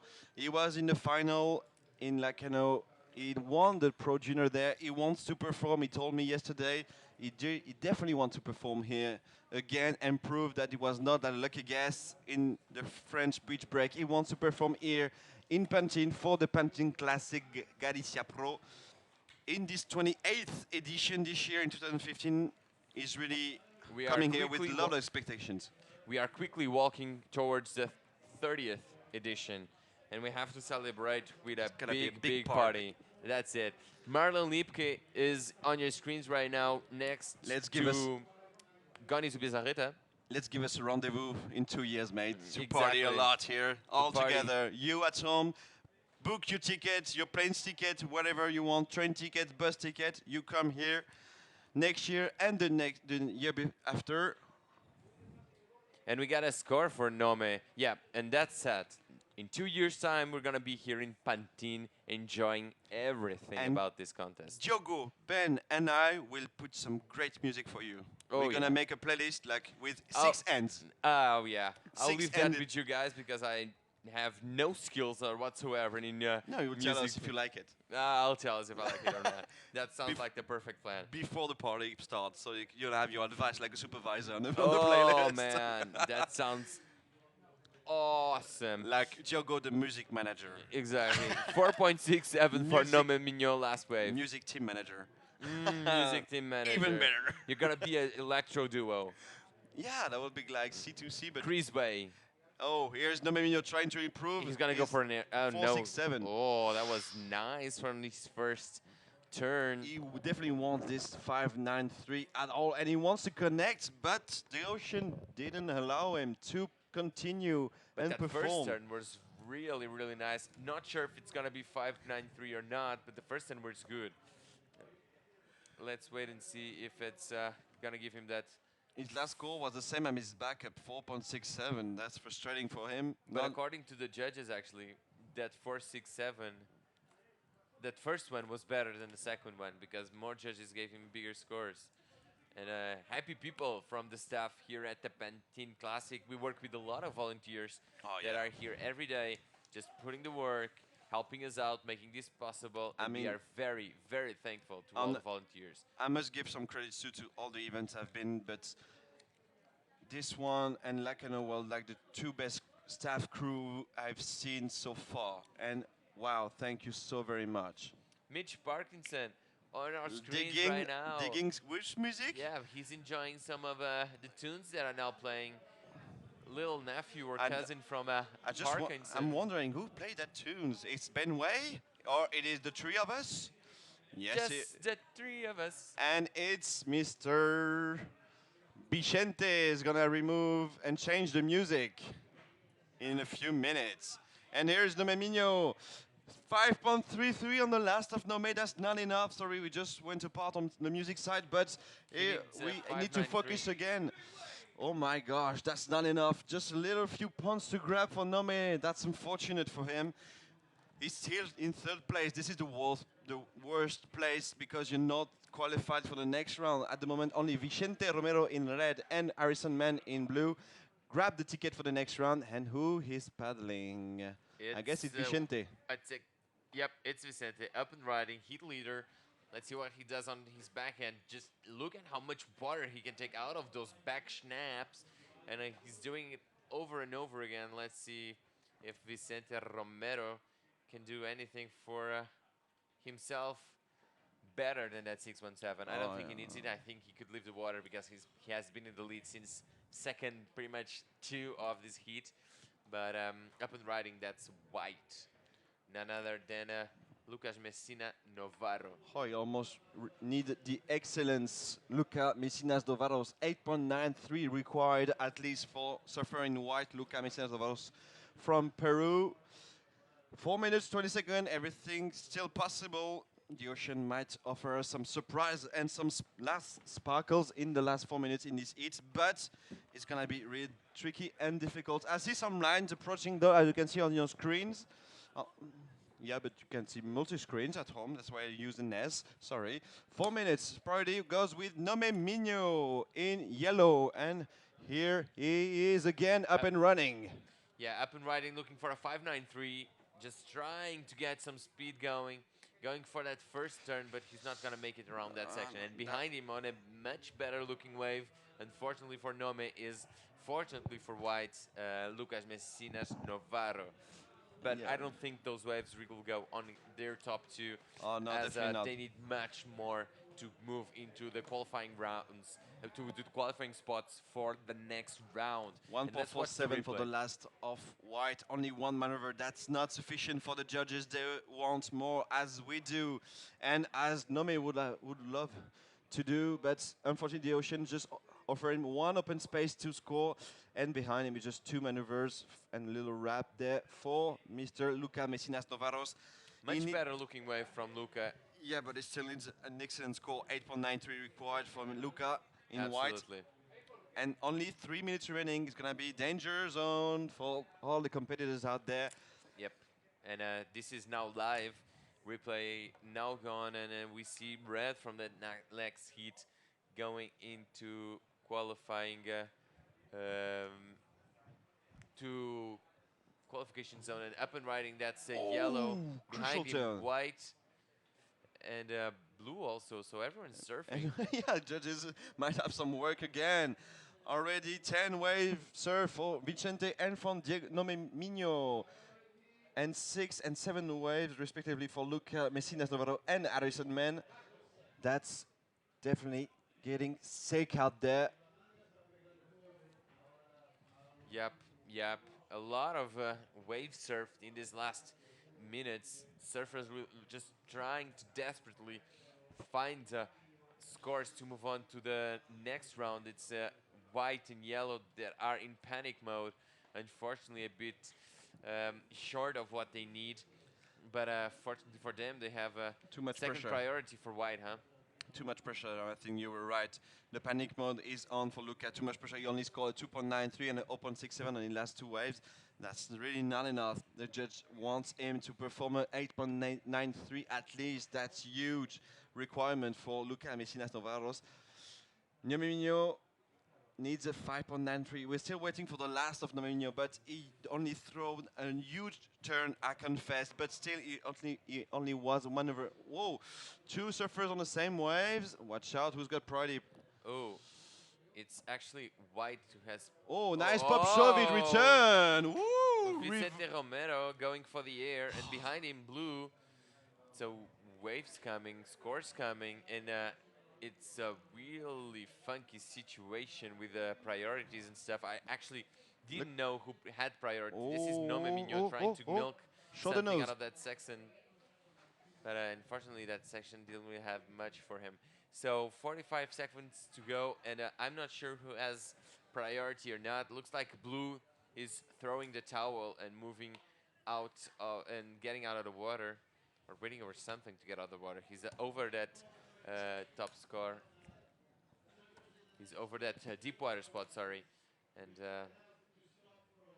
And the drone's passing in front of your screen. Let's see the replays for the last of blue, last of white, and last of red. Let's watch the replay. This is white up and riding, just trying to get something going. Red was in front of him. Really vertical on the last turn. Though. Yeah, that was a good wave for white. I'm not sure why red took off in front of white. Maybe he had priority. I'm not sure. But the horn blows, and we are waiting on a lot of scores. And Huge a lot of, standby. Absolutely. And we are now waiting for scores. That's a huge standby, as you said very well, Chris. I was just looking at the amount of waves served. Look at that. 11 waves served for Vicente Romero. At least 10 waves served for Nome Mignon. Yes?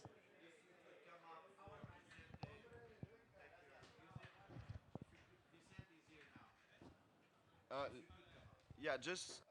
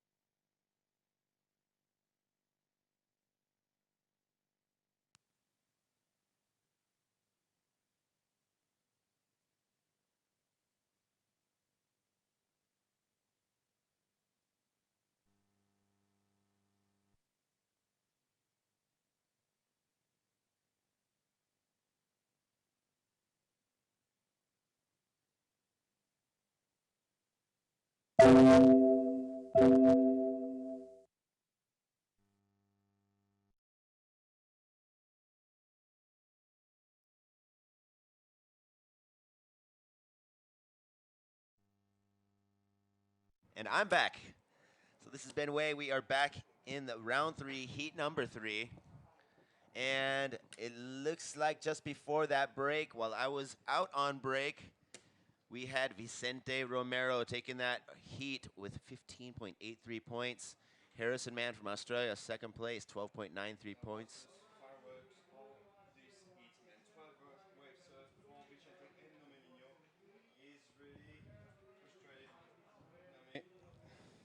He could not find the gem with the 5.93 he needed. Poker face for Nome Migno here. Yeah, no, that was. I was just out and I talked to Gassian, and he's in the same crew with Nome, and he just said he couldn't find the waves, and he was really hoping that we would run tomorrow, he said, but that's the way it goes, and we have had people getting up into the 8s. It's all about wave selection today. This is time issue. This is why we have to run today. Lucas, last of Lucas Messina's coming. He might be a tiebreaker. Still on standby. Next heat hasn't started yet. Holy moly. So, yeah, these guys are stacking up some points. We have Luca Messinas Navarro, from Peru on screen. He's waiting for his last score. He knows he's been really vertical, but still, what the judges will decide. He needed an 8.93, and we're starting to see those scores get punched in now. And he's probably got his ears wide open, waiting to see what happened here. And so that could be a shocker. They're taking their time, and I think we were really observing in detail his last ride. 8.90, so that puts him in 3rd place. You can see the frustration. All right, so we are starting up a new heat. This is heat number 4. And the heat has started. Mehdi Veminardi in red, representing Granian Highland. Imanol Yeregi in white for Basque Country, from Basque Country. In yellow, João Cook from Portugal. And in blue, Mr. Michel Parkinson. Quite a few waves in there, but not many are dishing out the big scores. So these guys have to be really selective. And we've seen a big variety, a big wide range of the spectrum of scores from the high 8s all the way down to 1s, depending on what they got. So these guys are yet to catch a wave. Once again, we have 30-minute heats. That is a little bit of leeway time for these guys. And that could make or break the heat with that extra 5 minutes. And we had a really close call on that last one. And so unfortunately, Luca Messinas Navarro didn't make it through that last heat. 28 minutes remaining. There is our Jet Galicia out there. And so they are patrolling the lineup. They're also getting water shots for us. And here we have our young guns all charged up. From Costa Rica, I think. This is Anthony Fillingham, no? From Costa Rica, right? You interviewed him yesterday, I guess.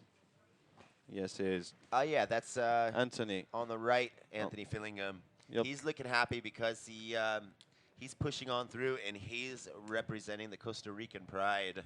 Yeah, he is.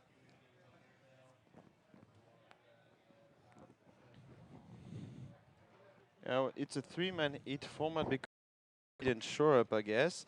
It's Imanol Yeregi. We're still waiting for him. He doesn't appear anymore on our scores, and as we turn our back to see the lineup, is not here. It's only 3. Oh, damn. We're sorry to hear sad news today. Imanol Yeregi seems to have some medical problems, so we wish him to be back on his board really quickly, and we hope for the best.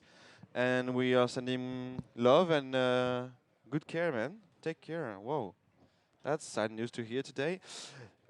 Anyway, we're going to try to be focused on what's going to happen in this heat, and it's a very sad news to hear. Well, since we have a little bit of action on the way here, I'm going to see what happens on this set before I head down for the interview with Vicente Romero, one of our last heat. And these guys were kind of out of position. They were hanging on the inside. This one sneaks through. And who do we have here using that foam ball for the late takeoff? It is blue, Mitchell Parkinson, finding his way through this one. Oh. And digs in a little too deep. And look at that ultralight board. I'm guessing that was an epoxy from the slow-mo flight in the wind. And we have another no leasher. If Look you at this. oh, Nice over this foam ball. Really digs into this one. this is really windy wave there. Yeah, this was a little weird section right here, and plugging that board, springing it out. 25 minutes. So 2.83 for Mitchell Parkinson's opening wave. Not a great score yet, but he is just starting to stack it up. 25 minutes remaining. And here we will have our score for that last round 3, heat number 3. Winning the heat, first place red, Vicente Romero from Spain. And second place blue, Harrison Mann. Third place white, Luca Messinas Novato, just missing his need score with an 8.90. Really high score. Even with the best score of the day, he didn't pass. That's really sad to hear from Luca Messinas Novato. Very close heat because Wow. second blue, Harrison Mann had 12.93 total points. Third place white, Luca Messinas Novato had a total of 12.90 points. Mehdi is up, representing Reunion Island on his forehand. And that's it. No more section to eat, and the waves is eating this deep water zone we've been talking about with you, Ben, the last few days. Danger zone, this the piscinas, de las piscinas olímpicas. Yes, danger zone, aka no man's land, aka speed eater. Okay, we got a lot of names for that little problematic zone. And in Spanish, it is la piscina. It's the pool because that harries a pool of water that just kills the waves. We hope that these guys won't have to run into that. I'm going to go find Vicente, and I'm going to leave you guys here with Chris. No problem, bro. The French maestro. I'll be right back. See you, Ben. Thank you very much for taking care of Mr. Vicente Romero and having his thoughts on what happened on these fireworks we've been seeing on the last heat number 3 it was. And yeah, Mr. DJ, Shaper, and commentator Ben Wen is going to try to catch him up in front of the WSL camera. 23 minutes, 40 seconds remaining here. Temporary situation. Michel Parkinson is in the lead with the blue jersey on. Second, Mehdi Veminati, who just posted his opening ride at 2.57. And third, João Kopk from Portugal in yellow. Unfortunately, there is no fourth here. Wishing Emmanuel a quick recovery. First priority is yellow, as João has no scores yet. Second priority is blue, third priority is red.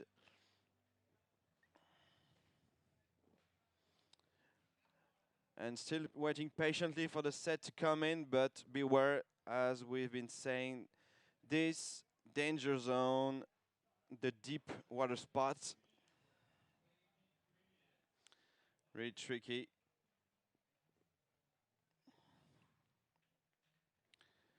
As Jet Galicia is taking great care of the competitors, as you can see on your screen. Close picture from Mehdi Veminardi, the last one representing Reunion Island in this round. Oh no, there is Jorgen Cuisinier, but today we're gonna only serve 8 heats, so today it might be the only one from Reunion Island we've been seeing surfing today. Anyway, here is white, João Kopk on his forehand. Whoa, nice first turn. Dig the rail a lot into that wave, trying to find a nice curve. Nice curve there to get in the pocket. Bam! On the shoulder. Nice opening wave there for João. Whoa. Tons of maneuver, tons of criticalness, and it's going to be a good score. He might take the lead whatsoever after the judges will decide. Here's the replay for the judges. First turn. Wow, dig rail into the wave. Managed to find the curl and a snap in the curl before taking a little speed, and boom, he did a leap again. Nice bottom, just with a nice curving maneuver, right to rail. Another snap and go back to the lineup, but nice first opening right there for João Kopk in yellow, representing Portugal.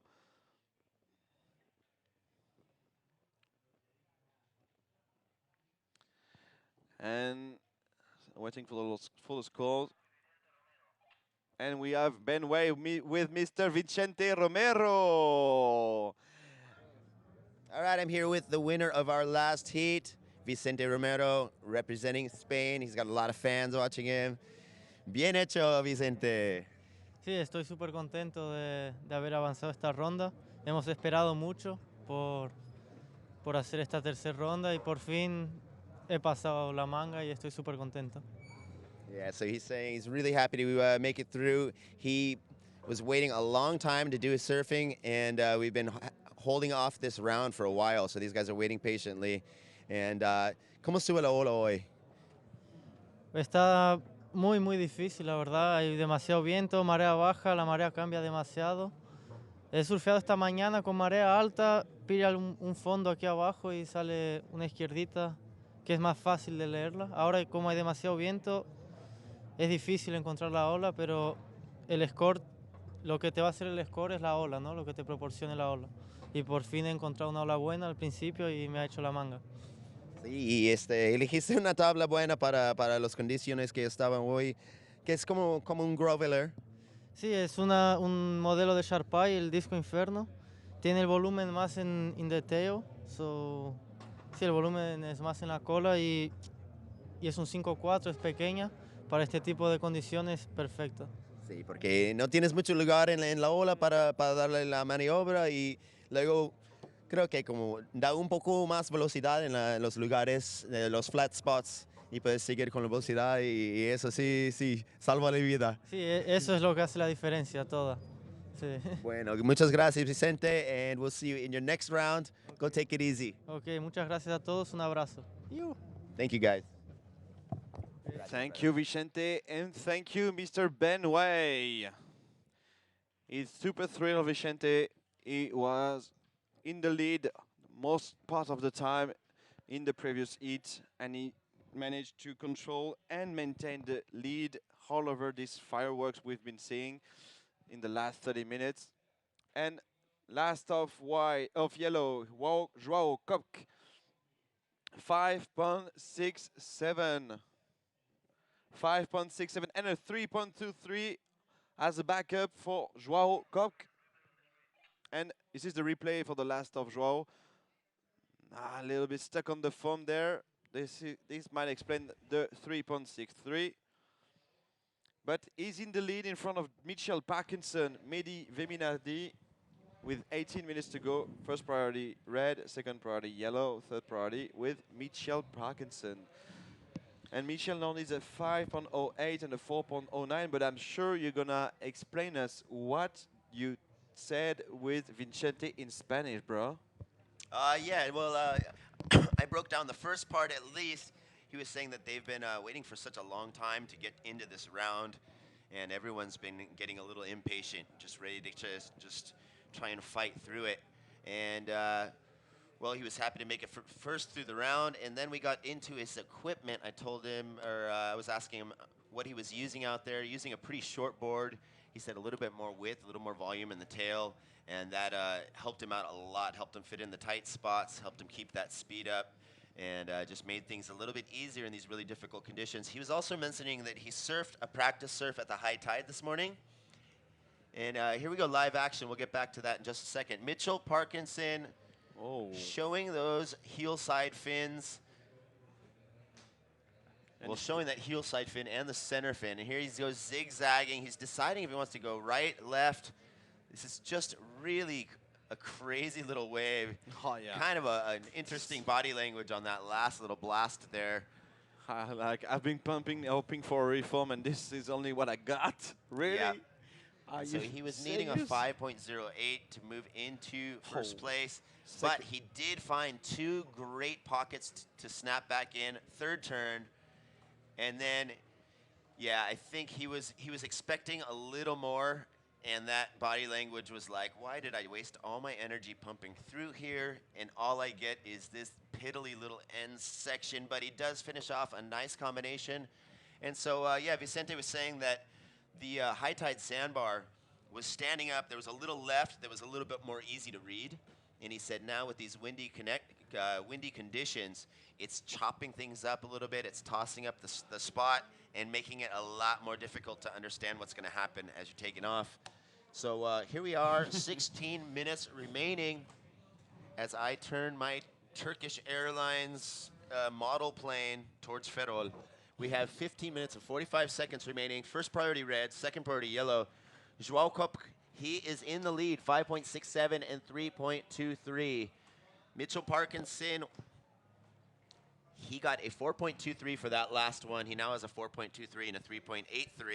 He needs a 4.68 to jump into first. And Mehdi Veminardi needs a 5.49. So far, just one score, and Joao keeping busy. But behind him, look at Mehdi. Nice push on the top of the turn there. So this is really looking like a little wave pool, as close as these guys are to each other. Yeah, and the he set is really is compact. getting You're right. busy on this one. He needed a 5.49. Oh, he's gonna connect. And Mehdi. okay, this is one that may have actually been worth pumping through the inside. Look at this little reform on this one. Oh, thank the nose, unfortunately, for Mehdi. Ah, man. And that's one thing, is these guys are fighting for all the speed, putting all of their body into it. Looks like Blue calling for situation. Yeah, he's waiting for the last of red and the last of white, I think. Blue, Mitchell Parkinson. He has priority, Mitchell. Second priority for Joao Kopk. Okay, here we go. This is Joao. This is Joao's last wave. Nice wrap back there. What, the wave doubles though? And did you see where he ended up? He ended up in the pool. And so he knew that he wasn't going to be able to go any farther in, and decides to get right back out into position. On la piscina. Yep, he avoided la piscina like a cat, over water. We have just about 14 minutes remaining. First priority Blue, second priority yellow. And so we will have another score coming as our giant Rolls-Royce airplane engine falls off our model. What are you doing here? Okay, we have another score coming in for Joao in just a moment, as well as Mehdi Beminardi's long combo. And so let's see what happens here. Oh, nice looking score there for the last of yellow, Joao Kopk. He might replace the 3.3 as with a 5.4. Joao is extending his lead in front of Mitchell and Mehdi, but still waiting for the last of red. 30 minutes to go, still plenty of time, but be careful not to stay too much behind the patrol. Yep. So we're going to have that second score coming in for red in just a moment. Oh, and Joao tried to manage to start on the one behind Mehdi, but couldn't. But interesting scores coming through for Mehdi. Unfortunately, he couldn't finish the wave on the re-entry. Really vertical, but there, thank the nose, unfortunately. Couldn't finish that wave, and that's really unfortunate for the Iranian island man. Yeah, I was gonna say, when you're having to like hop and torque your body so much to try and build speed on the inside like that, and then all of a sudden you find a section. Look, here we have some boards for sale. All right, looks like we have a Brett Warner. Marco Giorgi. We got a Mayhem. We got a couple. Those are Marco Giorgi's boards, huh? Jerome Forrest in the middle, and I can see. Oh, it looks like Marco Giorgi. Second, 2-1 on the left. Jerome, and the other one I can see. It's Jerome Forrest too. It's 2 for Marco, 2 for Jerome Forrest. That's a deal, and I think that they would have more luck with those things. Look at them stuck down with the Jet Galicia stickers. If I were those guys, I would have those outside of the contest area, because there's probably some surfers here in Galicia that would love to have some professional competitive equipment. All the boards are delivered and sell without fins.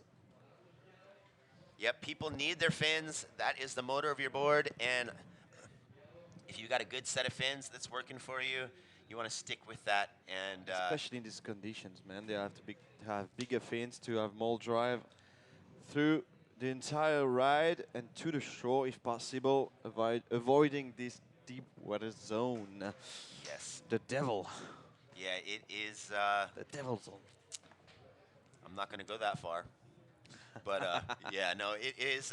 It could be purgatory if you did end up in that pool. We just ripped apart the dictionary today. Yeah, we're just going ridiculous. 10 minutes and 45 seconds. Here is the situation in the water. Yellow, first place at the moment, Joao Kopk. Nice second score for Mehdi. And Mehdi Vinardi.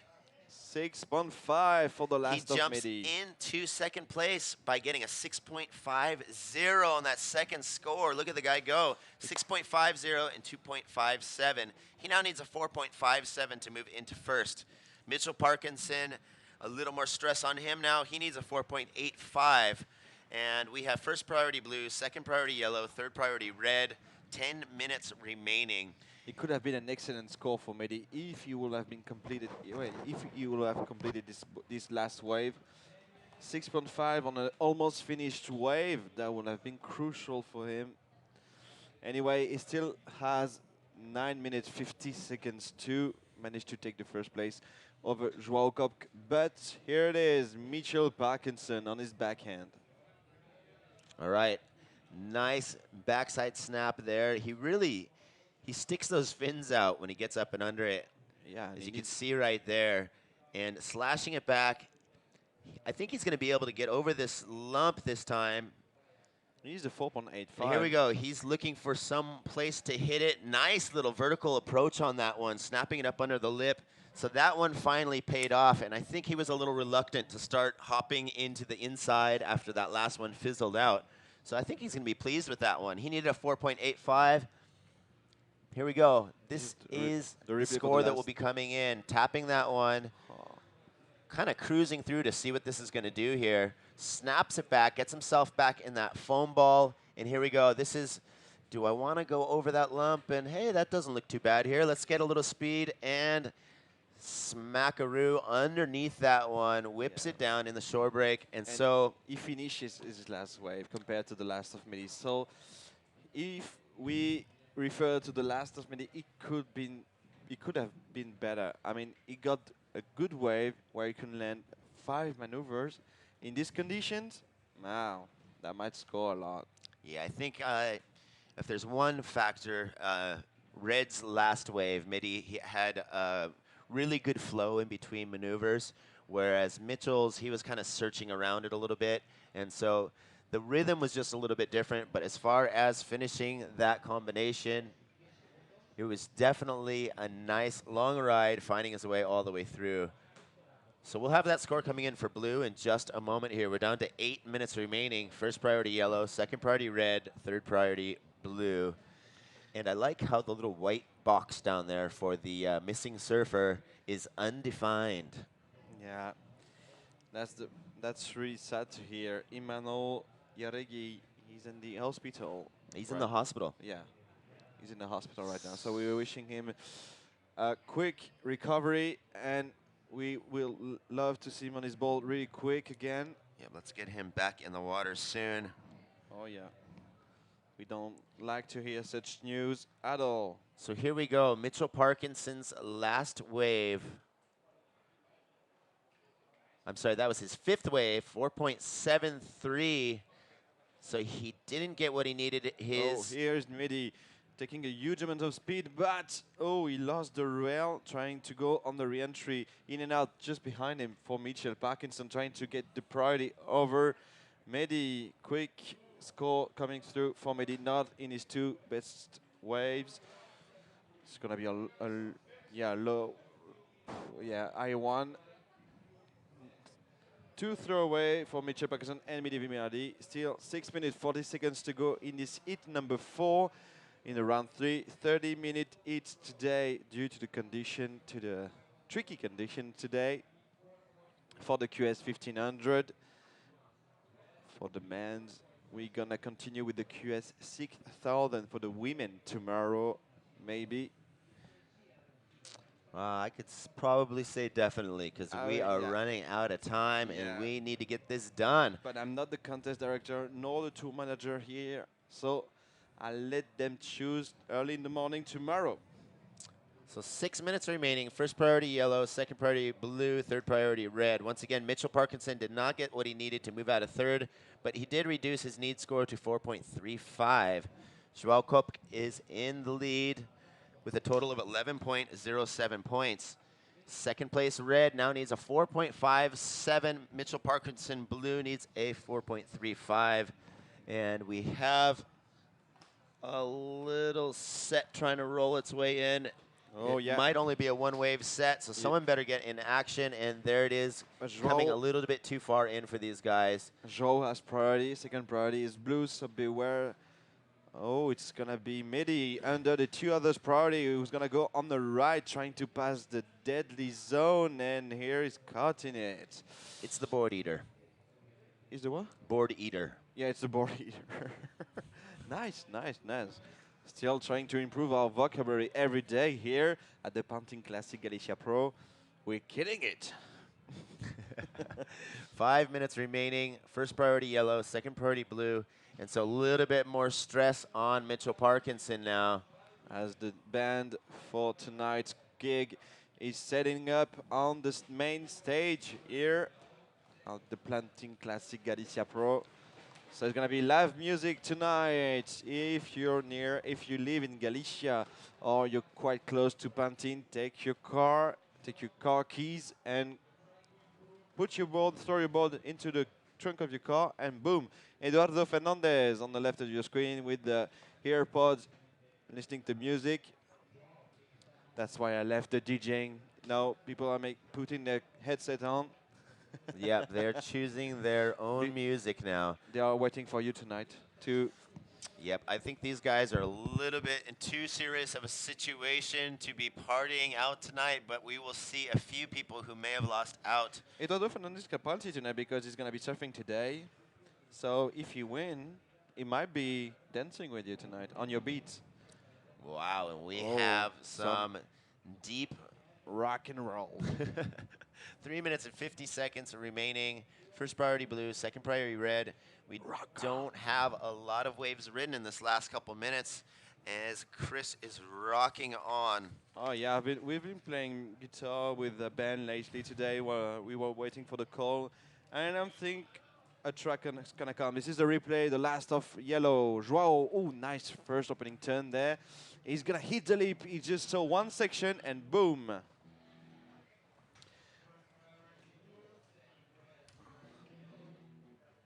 I'm liking the sound of that pedal. 3 minutes. Yeah, there's a lot of musicians. First priority here blue, second priority red, third priority yellow, and between the noise on the beach announcement and the live warm-up, we have got some sounds going on. Speaking of sound, waiting for the next call, no, for the next wave, sorry. I'm just telling you guys, go to the SoundCloud page and enter Ben Space Away.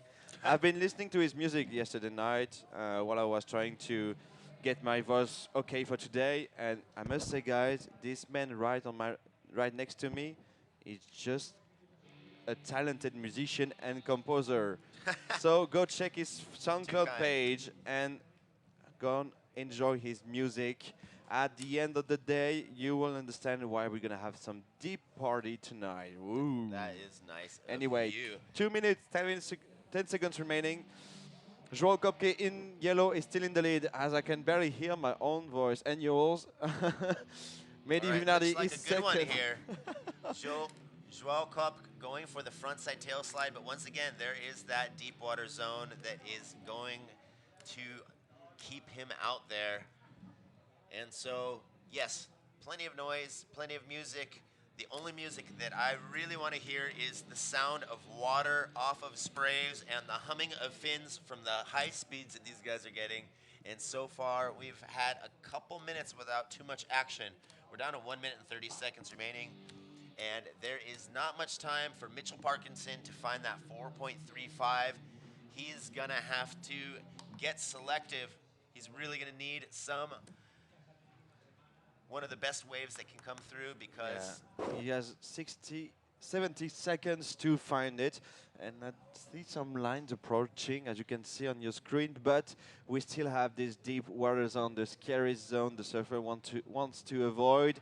Joao Koch still in the lead in yellow, but it's going to be tricky for Mehdi to keep the second place, meaning because Michel Parkinson just behind him has priority and he needs a 4.35 as my fellow roommate and colleague, Mr. Benway, was telling you.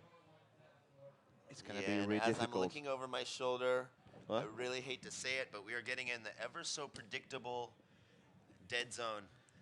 The tide has been getting really rough at this hour, and today with the decreased swell, it's going to make it that much more tough for these guys to find a decent ride, to provide a decent score, but it looks like there might be a pot of gold at the end of the rainbow for someone. I'm seeing some lumps. If someone can just sneak into something here. Yeah, we have limited time, 15 seconds, and all three riders are way out of position for that one. We had a nice little stretcher on the inside. And so we are going to finish this heat. This is going to be a tough one. And the horn sounds. Congrats, Joao and Mehdi Viminardi. Unfortunately, this is the end of the trip in Galicia for Michel Parkinson. Next heat, Thiago Camaro, Johnny Norris, Leosandro Osuna, and Ruben Gonzalez might start just after the commercial break. Stay with us. We'll be back.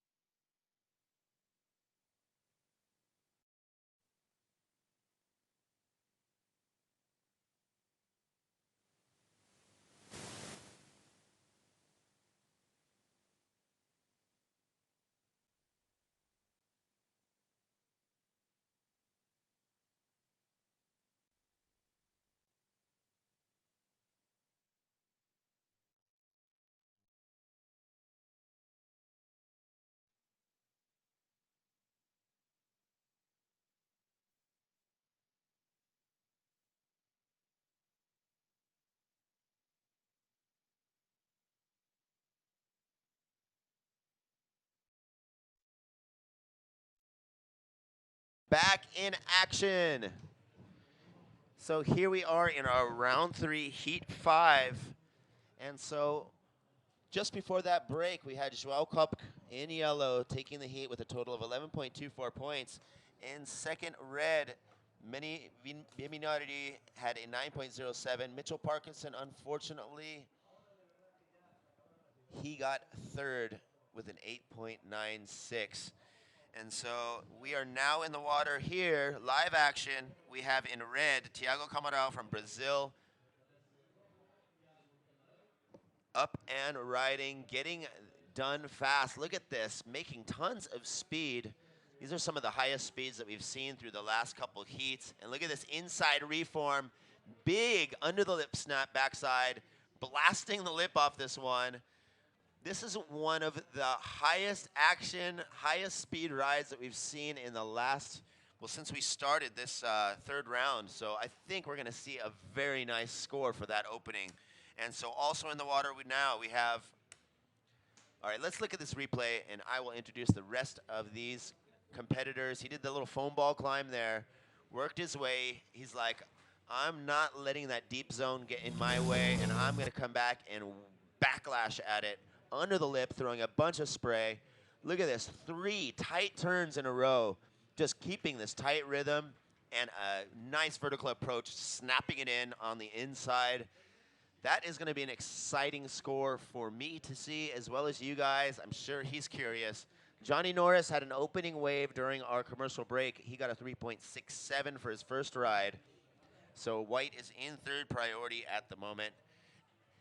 And we have sent down our Portuguese master, João Diogo, for the winner of that last heat. João Cope, who's probably not back from the lineup considering we have these tides way out. So we'll have that score coming in now for red. Oh my goodness. We are now up into the high score, 7.83 for his opening score. And so that is the way you want to start your heat. So judging from his points and from the speed that he got, we may be over our funk zone. And we've got that incoming tide, and it does seem, looking over my shoulder, I think it's moved in enough that we might be in the safety zone here. A little change in wind direction. I'm looking at the texture now, and so we have a little bit more of a stretched out wall and a couple more sandbars working over here on the right side of where these guys have been sitting. The wind is just going nuts, rattling our tent away.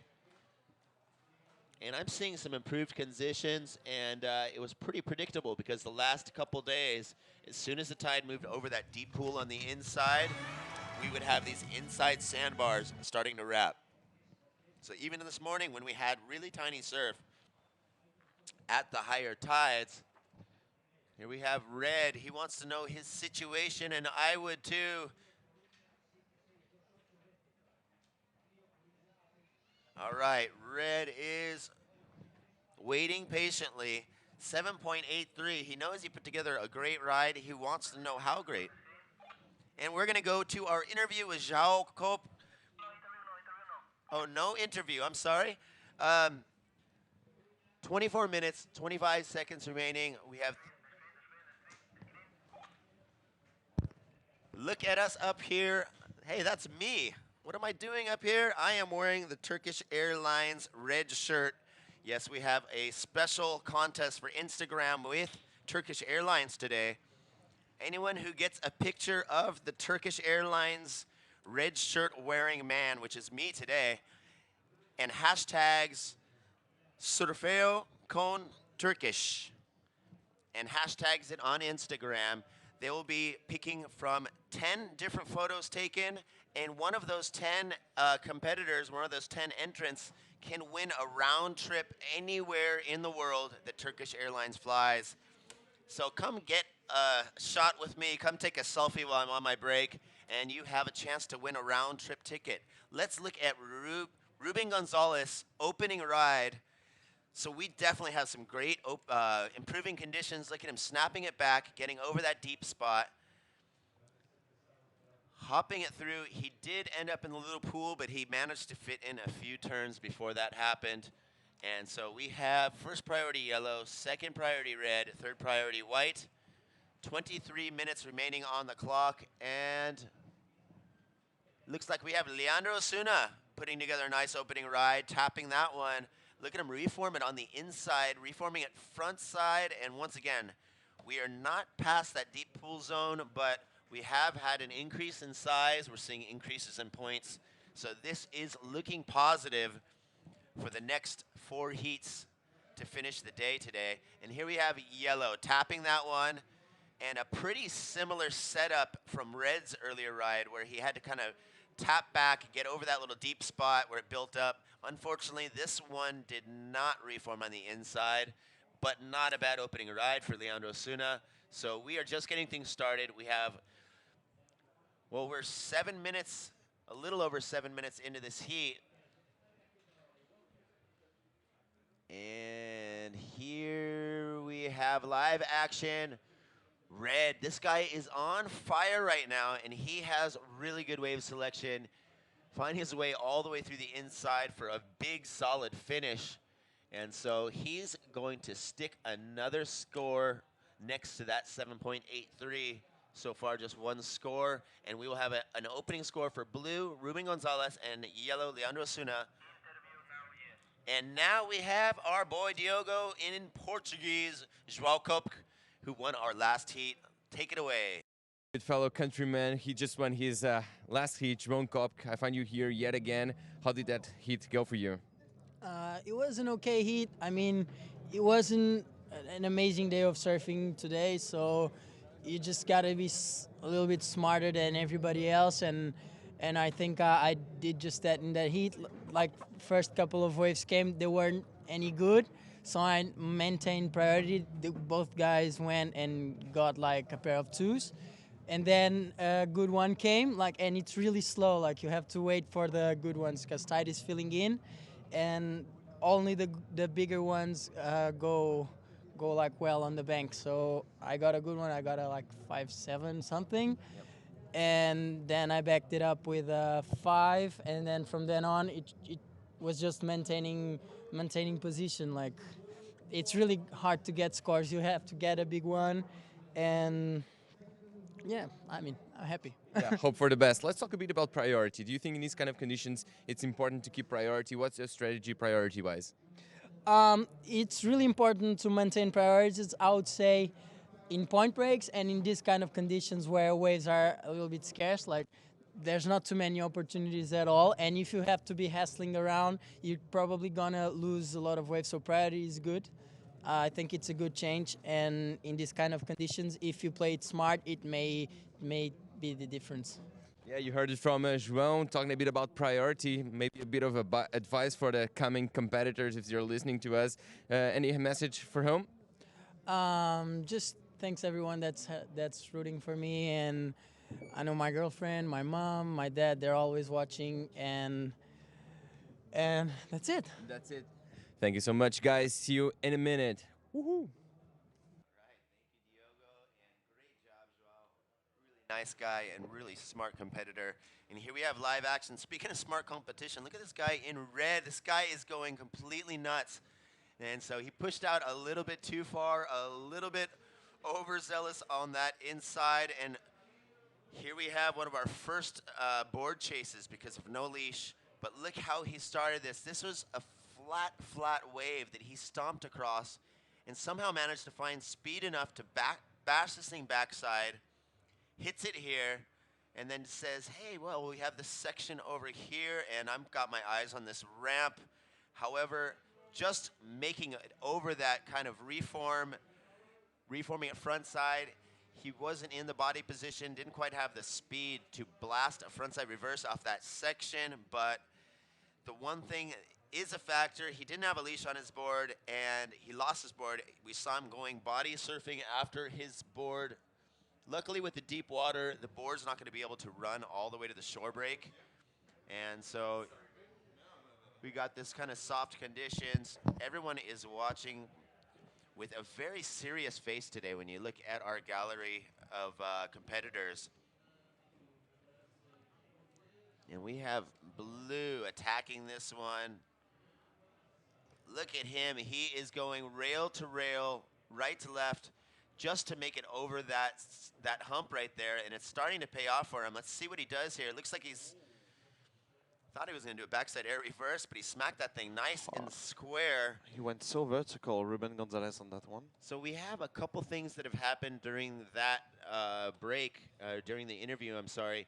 Johnny Norris, 3.67 for his first ride, 1.0 for his backup score. Leandro Osuna got a 2.77 and a 2.27.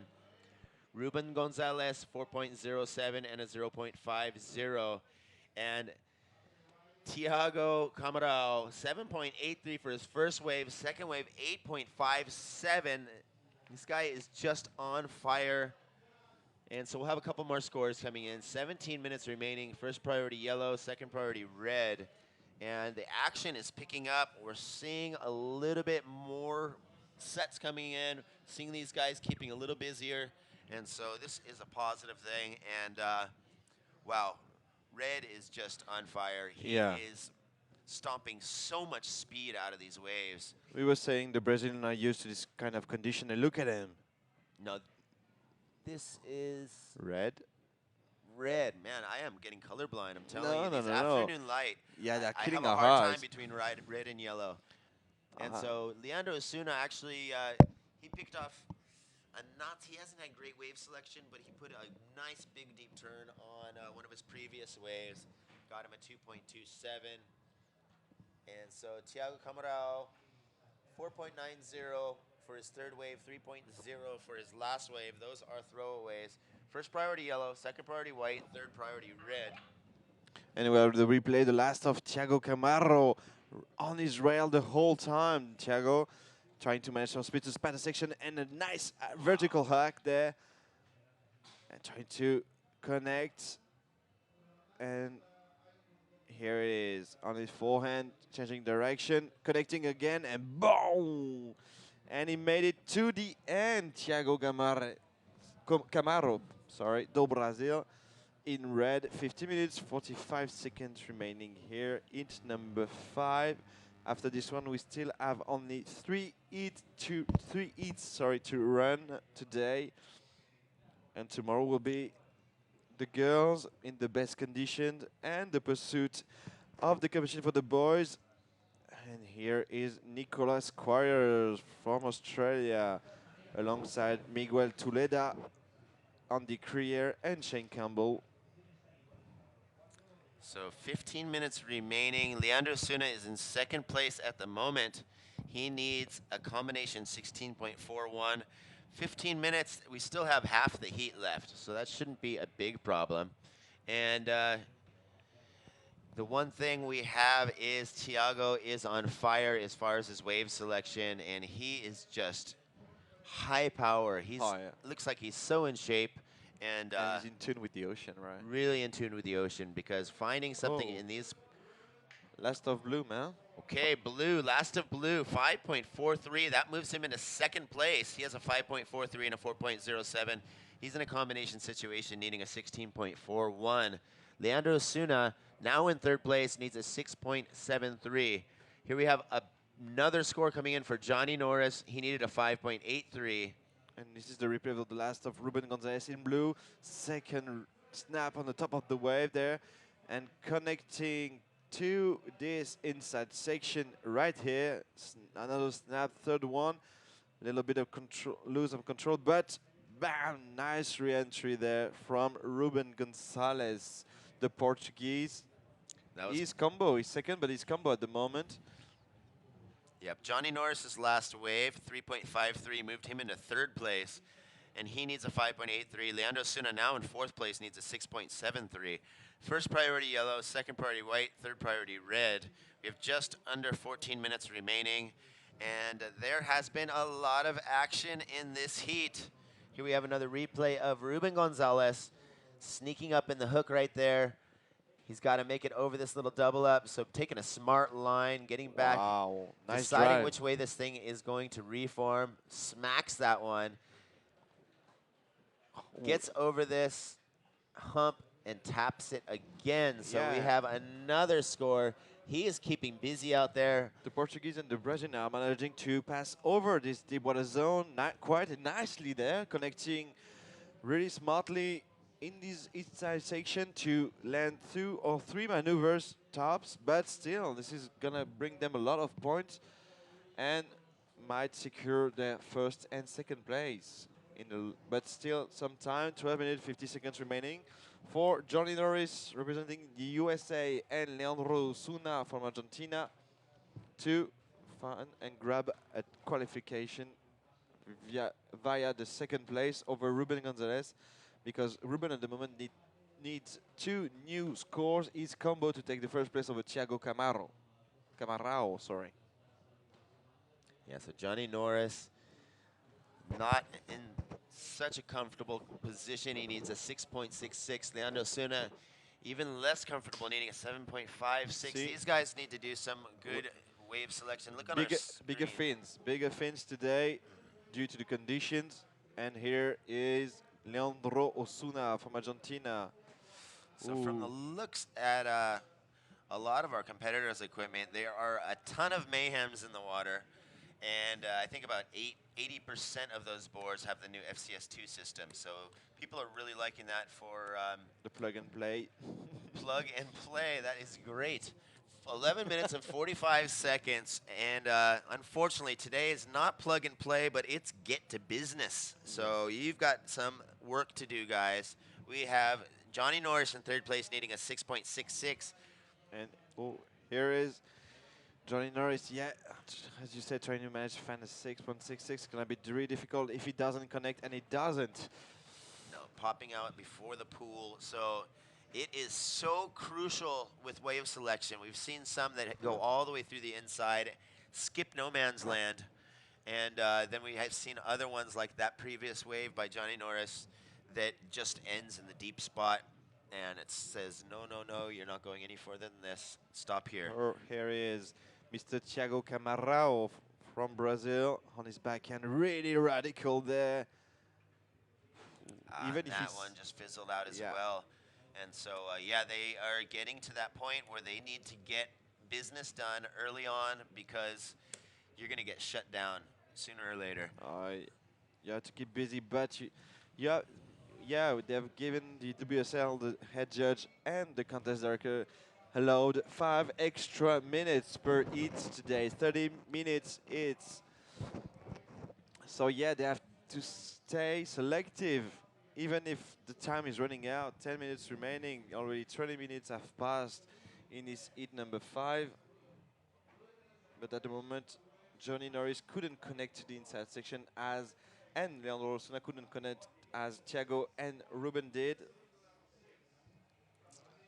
10 minutes remaining. First priority yellow, second priority white, third priority red. And we have blue, Ruben Gonzalez in a combination situation. He needs a combination 16.41. Johnny Norris, last wave 2.33. That's not going to get up into his top scores of 3.67 and 3.53. And no, he did not get his 6.66 that he needed. Leandro Suna, he hasn't had a wave for a bit. He needs a 7.56. He does have first priority. And second priority white, third priority red. 9 minutes and 30 seconds remaining.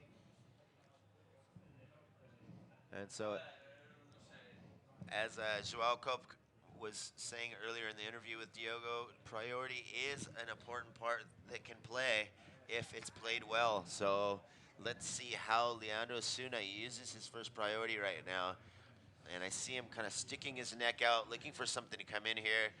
Here are our jerseys.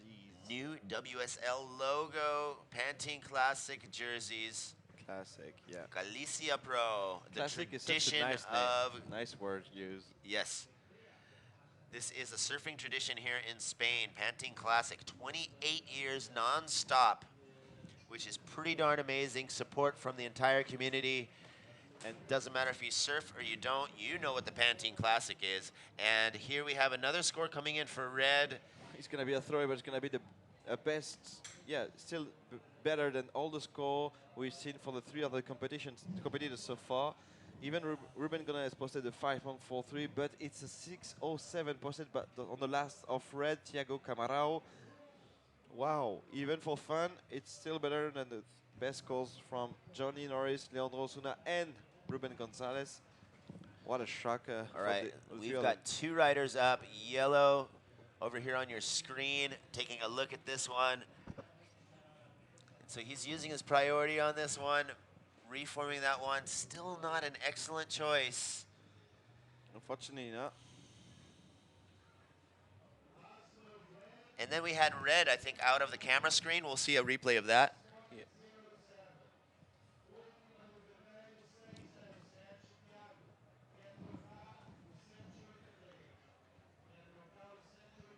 Well, I am seeing some interesting things. I'm learning new tricks every day, not just in the water, but out of the water.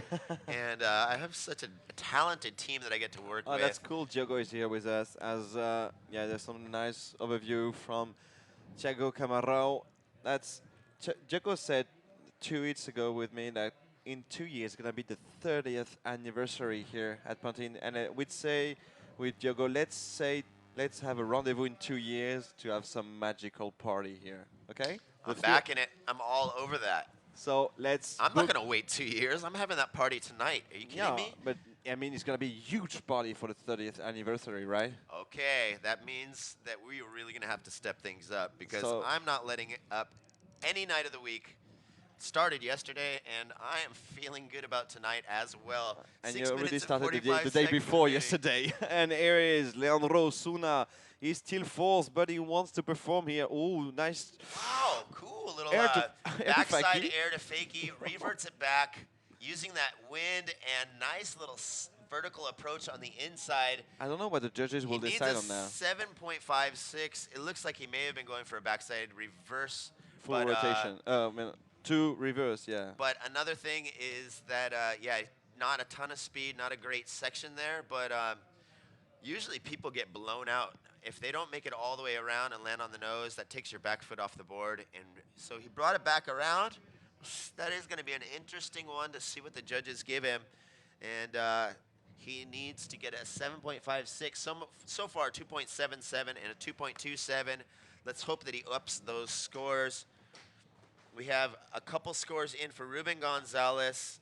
Sixth wave was a 4.80. Seventh wave, 1.80. And let's see what else we have here. Thanks for all the love on Twitter, guys. It's been magical. You're following up with us today, even if we are running only 8 eats. Thanks a lot, guys. Still use the hashtag Pantin Classic Pro on Twitter and Instagram. We try to catch on you. And oh, quick look there for Johnny Norris. It's gonna be really, really tough for him to grab the 6.66 he needed.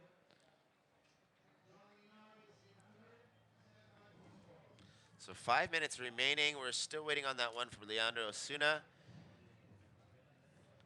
And so as I was mentioning earlier, I'm not wearing a red shirt because it's Christmas. Oh, I'm not fighting bulls, but I am wearing a Turkish Airlines t-shirt. It's not a t-shirt, it's a button-up shirt. And we have a call for situation from Leandro Osuna. Unfortunately, that score's not in yet. They're unable to read it out to him. But yes, back to what I was saying. This is Leandro He's not Osuna. going to waste any time. This is live, guys. He's not going to sit there and wait for a score. Oh, nice wow, I float. like that approach right there. Tons of speed there. That was a sweet finish on that one. 4 minutes and just about 4 minutes remaining. We have his previous wave score coming in. And we are waiting for the last of white too. Yes, 4.27 for Leandro Osuna's seventh wave, I'm sorry. And we'll have another score coming in now. I don't know. It's going to be a throwaway, 2.70. It's going to be sparkle afternoon here in Pantin. You are sparkling all day long. 3 minutes and 45 seconds remaining. First priority red, second priority white, and third priority blue. Once again, speaking of red, yes. Yes, we're going to... Yeah, Turkish go ahead. Airlines has a special Instagram contest today. Anyone who spots the wild animal that I am out in the wild with my Turkish Airlines, well, you're not allowed to win the contest because you're staff, but you are taking the Turkish Airlines shot. You have to, if you want to get the information and detail on that one, go to our Pantin Classic Instagram, and you can take a picture, put hashtag Surfeo con Turkish. That is SURFEO CONTURKISH. Surfeo con Turkish. They are going to pick from 10 shots taken every day, and one of those 10 people are going to win a trip, round trip, anywhere that Turkish Airlines flies. Wow. So that means that they could even take a spin over to me in Japan and come back. Can I play, please? I want to And go to so- Japan since my child... Yeah, if you want to Since get I'm a if you want to child. get into this, you're gonna have to quit your job right now and Okay, pretend bye. you're not staff. But I need you here, so you're not going No, anywhere. no 2 way. minutes and 12 seconds remaining. We're having so much fun. Thiago Camarão, first place at the moment. He has an 8.57 and a 7.83.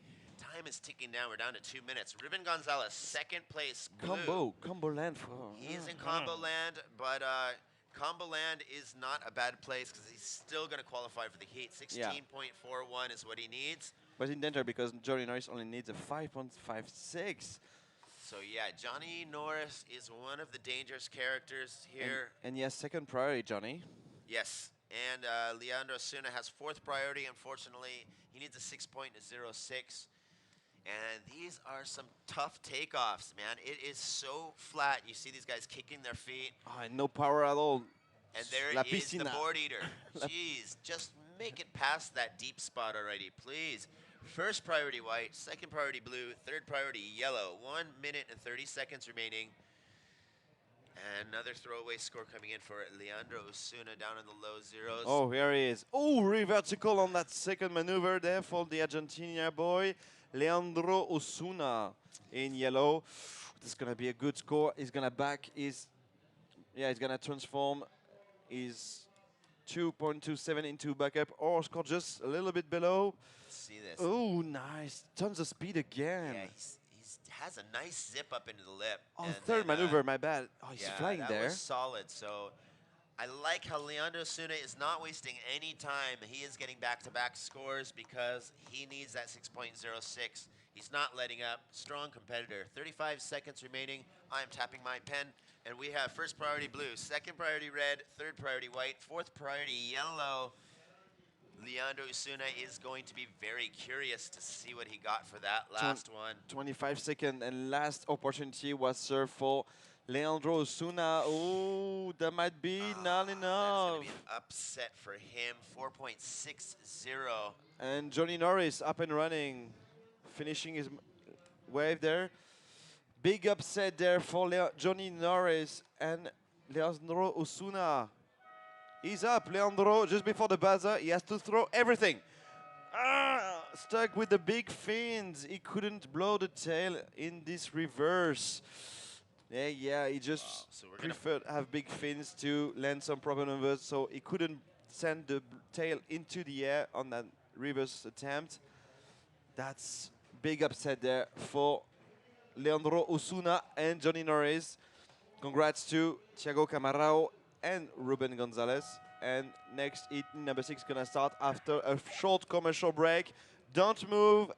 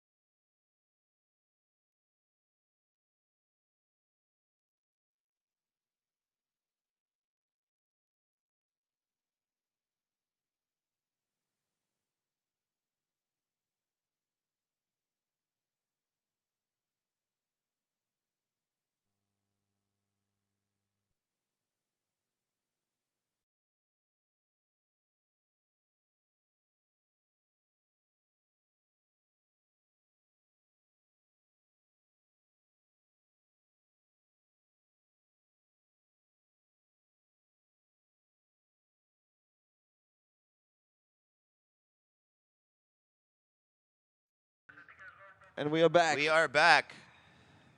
Here we are in our round 3, heat number 6. We have in red Miguel Tudela from Peru, Nicholas Squires from Australia in white, Andy Creer from France in yellow, and Shane Campbell from Australia in blue. I spoke to Andy a few minutes before, and let me tell you guys, he's really scared by the piscina. La piscina scares him a lot. He's going to be facing one Peruvian, Miguel Tuleda, and So as you speak two of- Australians, sorry. As you speak about Andy Carrera, his nice opening score, 5.17. Second wave, 1.40. We will have a first score for Shane Campbell in just a moment. First priority red, second priority blue, third priority white.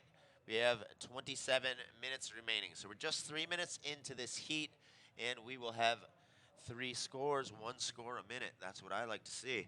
And so we will have a first opening score for Shane Campbell from Australia in just a moment. First priority red, second priority blue, third priority white, and fourth priority yellow. We'll get those scores in just a moment here. And there is our bay. So we have some calmer winds, a little bit better texture, and there is one of our female competitors. They'll be surfing tomorrow, we hope. Oh yeah, peace signs, and just I've seen these people, these competitors, just staring at the waves today. They're not talking a lot. They're just staring at the conditions and constantly studying because they know that they're going to have to get out there in that stuff. Nicholas Squires, opening wave, 7.50. Shane Campbell, 1.93 for his opening ride. So that is a nice start for Nicholas Squires, 7.50. And so that is just a good sign that we have some improving conditions out there. Yeah, and that's in his opening wave. Wow, 7.5. Just at the beginning of the heat, that's quite impressive. And so from sitting here next to my buddy Chris, we have our tent finally quiet because the wind has calmed down. Here we have some competitors discussing strategy here. It's going to be and all about strategy, I guess. Yeah. Yes. I guess you're right. Surfer on the left, trying to think of his name, but he just got back from Tenerife. I was talking to him earlier. Didn't have a chance to surf there. And so we have those little lighter winds. These guys have moved in a little bit farther in. The waves are trying to work themselves through that deep spot, but just like yesterday afternoon, almost clockwork. Remember how we had the increase in size with those ladies' heats yesterday afternoon? With the tide just moving after, and the wave just like breaking after this deep water zone is going to be fireworks, I'm telling you. So I'm telling you. It's very, very predictable that it's going to pick up in the afternoon. Those Mareas Vivas, the extreme tides, are really helping us out. We need that push to bring in whatever swells out there. And these are some of the bigger waves that we've seen all day. Blue with a quick takeoff, Shane Campbell. He only has a 1.93 right now, so he's been struggling with wave selection. Frustration to see this deep water zone just melting the wave. But look there on the shore break. You can see once they get out of that deep water zone, they've got that little inside pop-up zone to deal with. And so I think from where they're sitting, they're not going to be able to even understand. There's a fourth competitor totally on the right of the others. Yeah, it's going to be hard to tell that inside, there's that little inside shore break from where they're sitting. But if someone gets a wave all the way in, as they're paddling back out, they may see that that new little sandbar is breaking. Spots still changing, and every 30 minutes or less. Oh, nice opening. A third ride there for Andy Crier. Andy, qui est deuxième. He's second. He needs a 2, 3, 4. Andy, oh, nice re-entry there, and he finishes the wave nicely. Looking very solid. All he needed was a 2.34 to pop into first. He's going to back up a 5.17 with a better score than a 1.4 for sure. Looks like we're going to have a change in situation here in a second. 23 minutes remaining. First priority red, second priority white. As you can see, and that is why we're about to see what he got for that. Ooh, nice ride there. Jeez. The best wave we've seen today, I guess, from Nicholas Squires. That gem is going to bring him so much point. If he could, only if he could finish it. That's why he was really separated from the others. He's waiting for the gems, Nicholas Squires. from Australia in white. Here's the replay proposed by the WSL from the finishing maneuver from Shane Campbell. Yep, in blue. Yeah, so Shane Campbell getting a much better wave than his earlier two. Not an excellent wave, but finishing a solid combination. We will have... And the last score are coming through for Andy Crier. Still, two judges have given the score 2.83 on the last of Andy Crier. So 2.83 Oh, for this Andy is Crier's red. last. Miguel Tuleda, opening ride from Peru. Yeah, Andy Crier's last wave put him in first place at the moment. Nicholas Squires, however, he needs a 0.50. His second wave was a screamer. And so we're going to see that score come in. We may see another change in situation. Shane Campbell needed a 5.58 before that last ride. We'll have his score in just a moment. And Miguel Tudela he'll have his opening score coming in. Right now he needs a 7.51.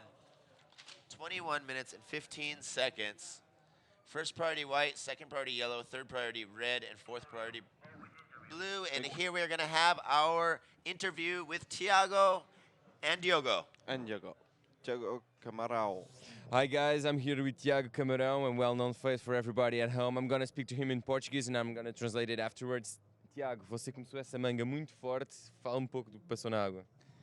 Eu fui decidido para chegar lá e esperar as duas ondas da série, duas ondas grandes, porque o mar tá bem pequeno e bem difícil. Algumas ondas viram double up e você consegue pontuar melhor no raso. Então a minha primeira onda eu peguei lá atrás, mas não fiz nada e acabei surfando melhor no raso, consegui um 7. E a segunda já veio uma onda mais limpa, uma onda mais lá atrás e eu consegui trabalhar bem e consegui fazer um 8. Okay, a little translation for you guys at home. So Tiago was, when he got in the water, he was very sure what he wanted to do. He wanted to go and pick the two best waves like straight off the bat. And what he did was he went outside, tried to find something out the back, but he couldn't really find it. So he ended up surfing more to the inside. And he got those two good scores and made it in a first. Tiago, você está aqui num evento que você é uma cara conhecida, já fez os Primes, já fez esses eventos todos, mas está aqui, teve ilusionado e está aqui tentando ganhar ritmo, bom resultado. Fala um pouco do que é que se passou e do que levou aqui também até Pantin. Eu nos últimos 2 anos tive 2 cirurgias que acabou me deixando um pouco chateado, fiquei um pouco afastado dos eventos, acabei perdendo meu seeding e tive que começar meio que do zero esse ano. Então eu estou competindo o máximo de eventos que eu posso para ganhar ritmo, para ganhar confiança e também para me motivar mais, cada vez mais, buscando sempre um resultado bom.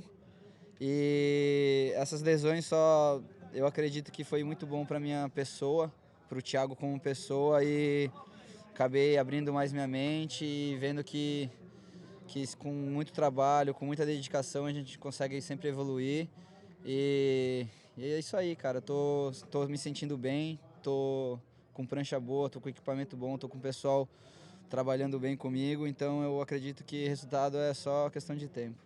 So, first and foremost, Tiago feels good. He has good boards under his feet, and he's very in belief that he can make it really soon. But that was not the case 2 years ago. He was under surgery for 2 times, one time around his hip and the other on his knee, and that's why he's doing this kind of events. He's trying to gain momentum, trying to get in the heat rhythm, and trying to build his seating again so he can qualify. He had to start pretty much from the zero this year, and that's what he's trying to do. Just build some momentum, do some heats, and get that flow going again to qualify.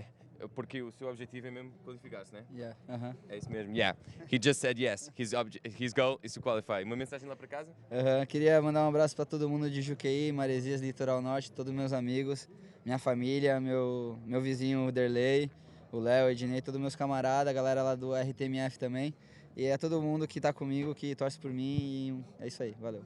That was a message for all the Portuguese Brazilian crew at home. We'll see you in the booth right now, and good luck for the rest of the heats. Okay, thank you. Valeu, Tiago. Thank you, Diogo, and good job.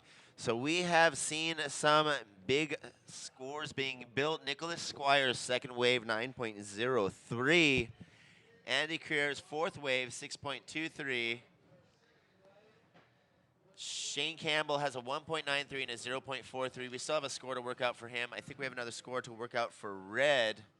First priority white, second priority red, third priority blue, and fourth priority yellow. So Nicholas Squires, opening wave, second wave, 9.03, backup score 7.50, but Andy Creer needing a combination 16.54. Shane Campbell, third place at the moment, needs a 9.47. Like I said, we'll have another score coming in for him. Miguel Tudela in red needs a 9.90. And wow, I was surprised. I did not know about that about Thiago. That's why, I mean, he was a guy that we all knew. He was he was very close to make it. He was very close to qualify, but then he had to go under surgery 2 times in 2 years, man. One in both hips, then right knee, and now he's again with a minor injury on his left knee, and that's why he's here, building score, doing stuff. Wow, I'm very surprised. But let's get back to the heat on the water right now, Ben. Yeah, I can see Shane Campbell is very interested in trying to hear his score. Although he just came in, it just dropped 5.93 for that third wave. And so Shane Campbell is in third place with a 5.93 and a 1.93. He needs a 5.48. And I'm quite sure that this fifth wave of Shane Campbell will bump up his backup score. And I think we have another score coming in for Miguel Tudela in just a moment. First priority white, second priority red, third priority blue, and fourth priority yellow. We are just halfway through this heat, so still a lot of time to get some things going here. And I look at someone scratching, and yeah, no, they're not going to go for that one.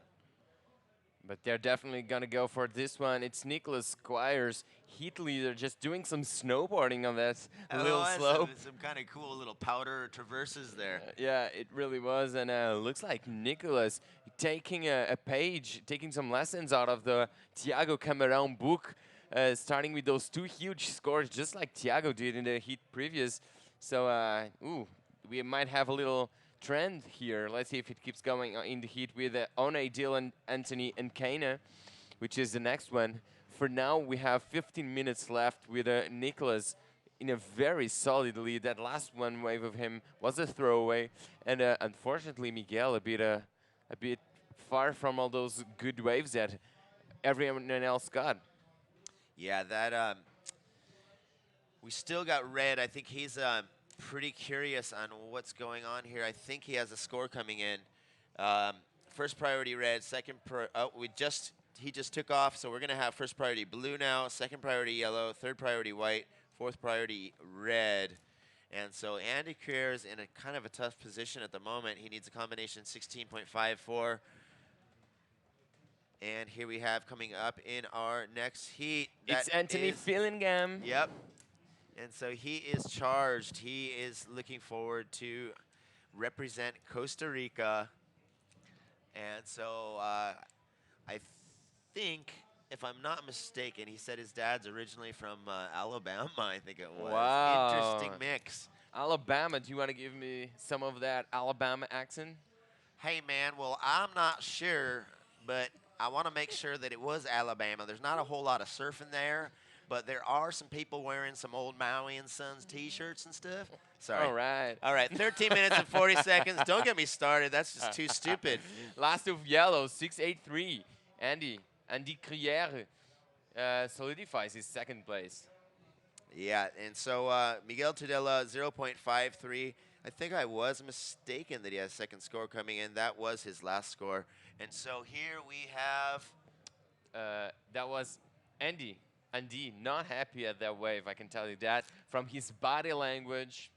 That was like, I'm going to fight someone, kick out. And he's That's making going to be the second. new one. I'm going to try that tomorrow. I'm going to fight someone, kick out. Let's do that here's tomorrow yellow. morning. He is waiting on a score here.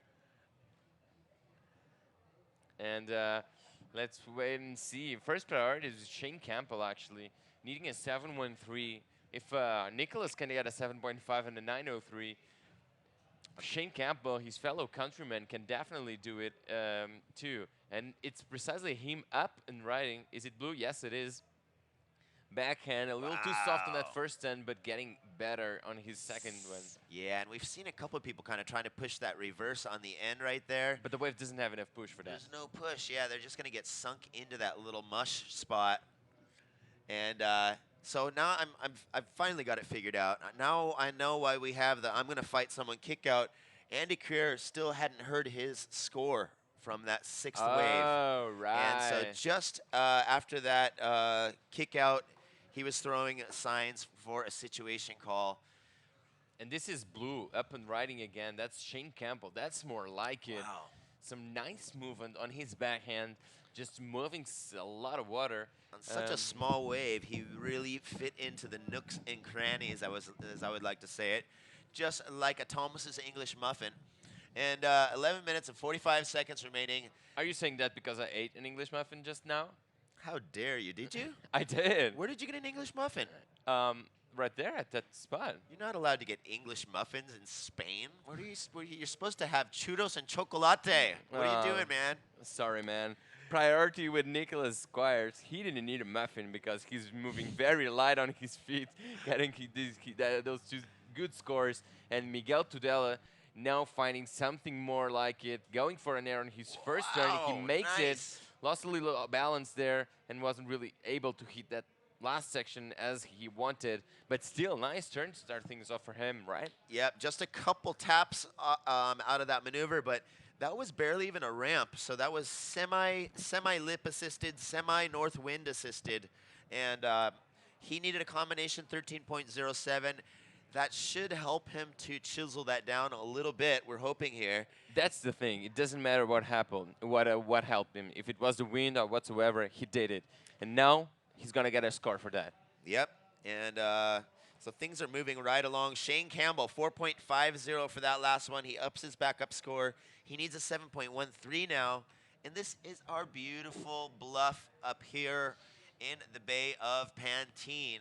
If you had to think about maybe people know better some beach in California or Japan that resembles this one that they don't know as good as they know this one, if you had to think about one that's close to it, there's nothing like it, right? Nothing like it. I mean, we're not as far high up over the beach as Blacks, but you do you get that little overview.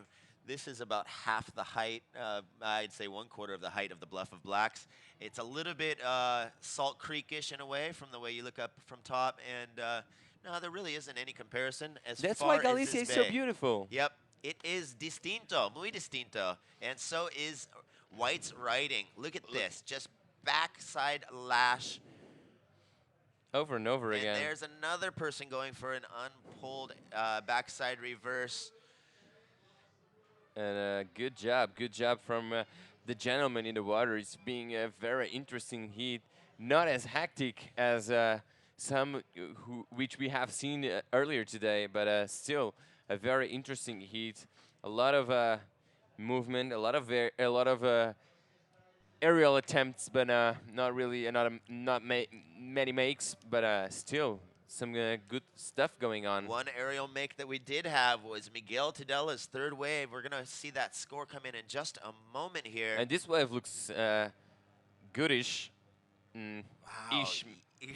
Yeah, extra emphasis on the ish because that section just ran out. It looked like he was going to have a really nice line and a nice wall to deal with. And we are still waiting for situation.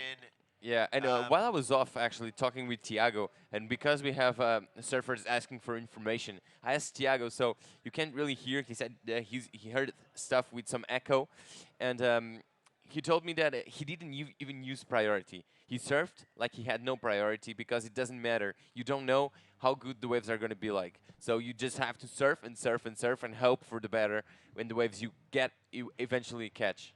Yep, and here's Red. He wants to know. We still don't even have that score in, so the beach commentators are unable to read him that score just yet. Yeah, that's he not is really curious because he's in a combination situation. That's not poor job done by the beach announcing team. It's just that many times we don't have the scores to give out to the surfers.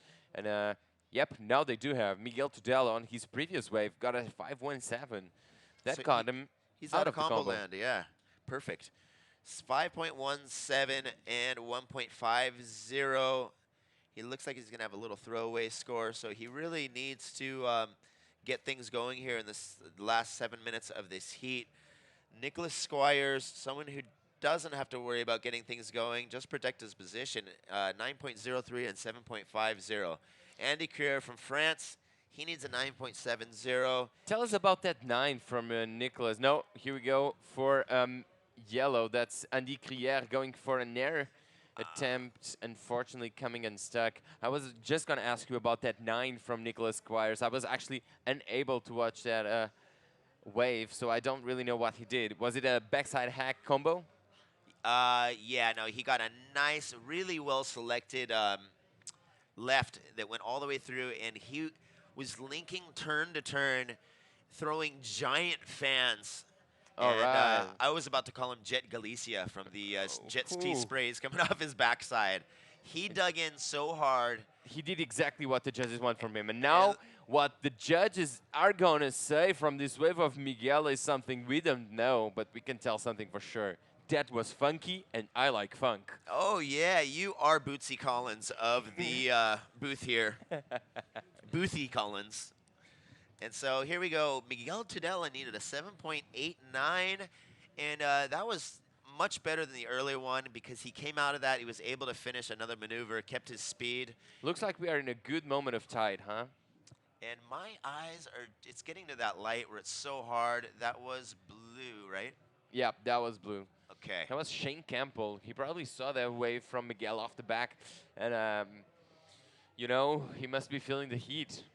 But he needs to worry about making it in second because Shane is third and Andy is actually the one who's in second. Andy being the surfer in white, young gun from France, has won junior events, has won some events, so he's someone that can get things done. Yep, and the heat is on, as Kenny Loggins said in the Footloose soundtrack. Oh, we man. have Look Red's at the replay. Yeah, it was a nice combo, nice maneuver. He always turns looking up front, nothing to cut backsy, and then he was always looking for that last section to take it to the air, huh? Yeah, I like that that front side reverse, and because we're not dealing with waves of huge size, not great sections, no real ramps.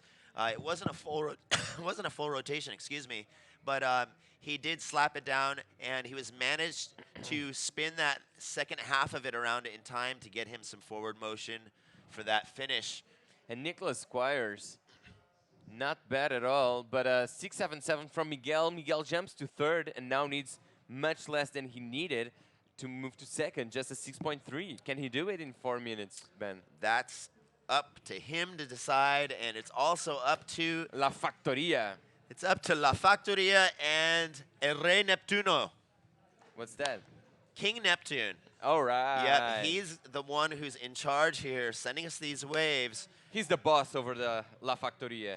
And that's him up and riding, Miguel Tudela, not Neptune, trying to get that funk going on this wave. Unfortunately, coming unstuck on that score, I believe, because he needed a bit more, and he went a little soft in the beginning, and that section wasn't as good as he on his 6.77. So very interesting wave for Miguel Tudela, but I don't think it's going to be the 6.3 that he needed. And in fact, it wasn't. It was a 3.77. The judges have had their say. Yeah, there was a little flick in his funk on that one. So there was absolutely 3 minutes and 30 seconds remaining. Who do we have here scratching? Up and riding, that's Nicholas Squires yet again, going for a backside air. Unfortunately, again, an air attempt going unstuck. So but that's kind of an interesting thing here is we were speaking earlier about how some of these guys might be using some bigger fins. We saw some of the equipment in the Beach Marshals tent on the camera, and they need that extra push. And here we have my partner, Chris. What's your Instagram? I don't know what he's talking about. But we were talking about how you need some bigger fins to really get that drive and produce the speed in these waves. And as you were asking me about that 9.03, from the spray and the drive that he was having off the bottom, it would seem that he had some pretty big fins. And there is a factor that is working against him. He wasn't getting the release and the spin for that backside 360. It actually looked like his fins were wanting to hold where he wanted to let them release. Great And feedback, man. Well, it's a hard balance because, I mean, you have a hard enough time trying to make speed in this stuff. You need the motor of the extra surface on those fins. Ooh, drop wallet. That was pretty damn cool, man. I love those little. I think drop wallet is the funkiest move in surfing. It's like it's like a dance move. You're just going, and then bam. I did a little drop wallet trying to keep myself from getting flipped on the wave machine today. Got a little spin on the Renault Kadjar wave machine. But let's talk a bit about how these surfers, because the waves close so fast, they can't really do turns like cutbacks and roundhouse cutbacks. All their turns need to be up, like for the front part of the wave. You know what I mean? Yep. They're trying to keep that forward motion for sure. Yeah, forward motion. Nothing going really backwards because that's not going to help. They're going to miss out on sections if they do that. Yeah, that's definitely true, and you can see that here because this thing is just keeps on feeding him, and see how much he digs into those things, and there somewhere was key to keep that forward motion, give him a chance to get through that far. But yeah, we were seeing in the earlier heats with the deeper water, that was the only time where they were able to kind of get around on the top of those kind of double ups, those big fat sections.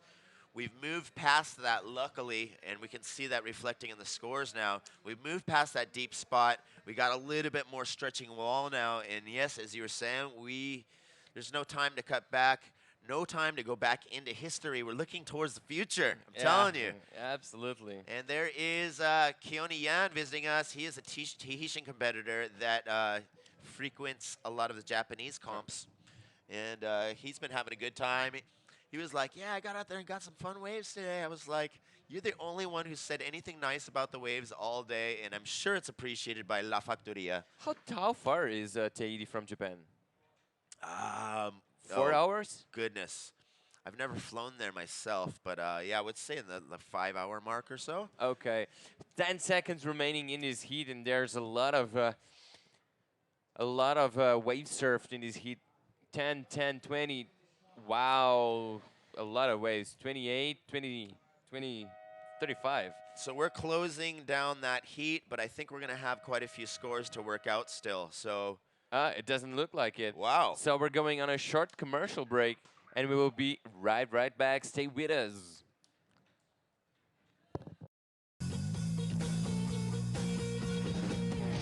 Quiero salir, quiero llegar, quiero probar, quiero estar fuera y quiero entrar. Y una fiesta. Quiero Galicia.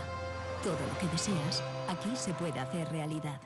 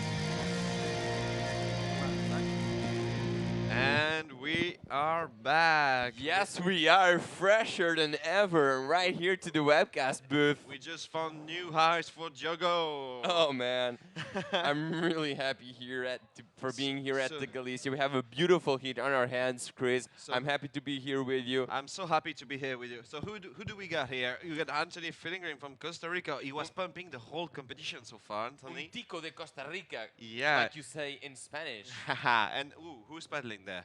I That guess paddling is none other it's than Blue. Mr. Blue. Kaina Barletta on Kaina his Barletta. backhand. Really incisive on his rail. Ooh, but he almost lose control there, but managed to find a quick snap on the top. And Mr. Barletta has a Oh, really big tattoo on his back with his surname, saying Barletta. I never saw that. I stuff. saw that yesterday. It was really You're mean looking. sneaky in the competitors area, aren't you? No, I was talking with a South African guy, Californian guy, Nate Dolman, sorry. Yeah, we saw that actually on the webcast. Oh, really? And he You were lost. asking for his Instagram, right? He was asking for my email address, and I said, "Oh, I got my phone." He went to surf, but he's so good, and this man is just a true legend already.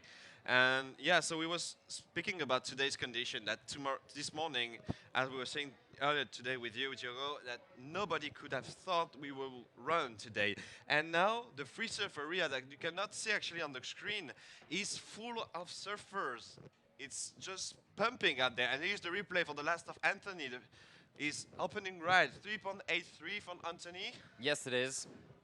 And Dylan Lightfoot from Safa, from South Africa, in white just landed a 4.27. And Oni Anwar, the Indonesian, here he is. Boom! On his forehand Wow, for the replay. that was stylish. I love this kid. I interviewed when I was working for a magazine. He's so humble. He was wildcard during the Oakley Kiramas 2013, Oni Anwar. And this is a wave from white, from Dylan Lightfoot.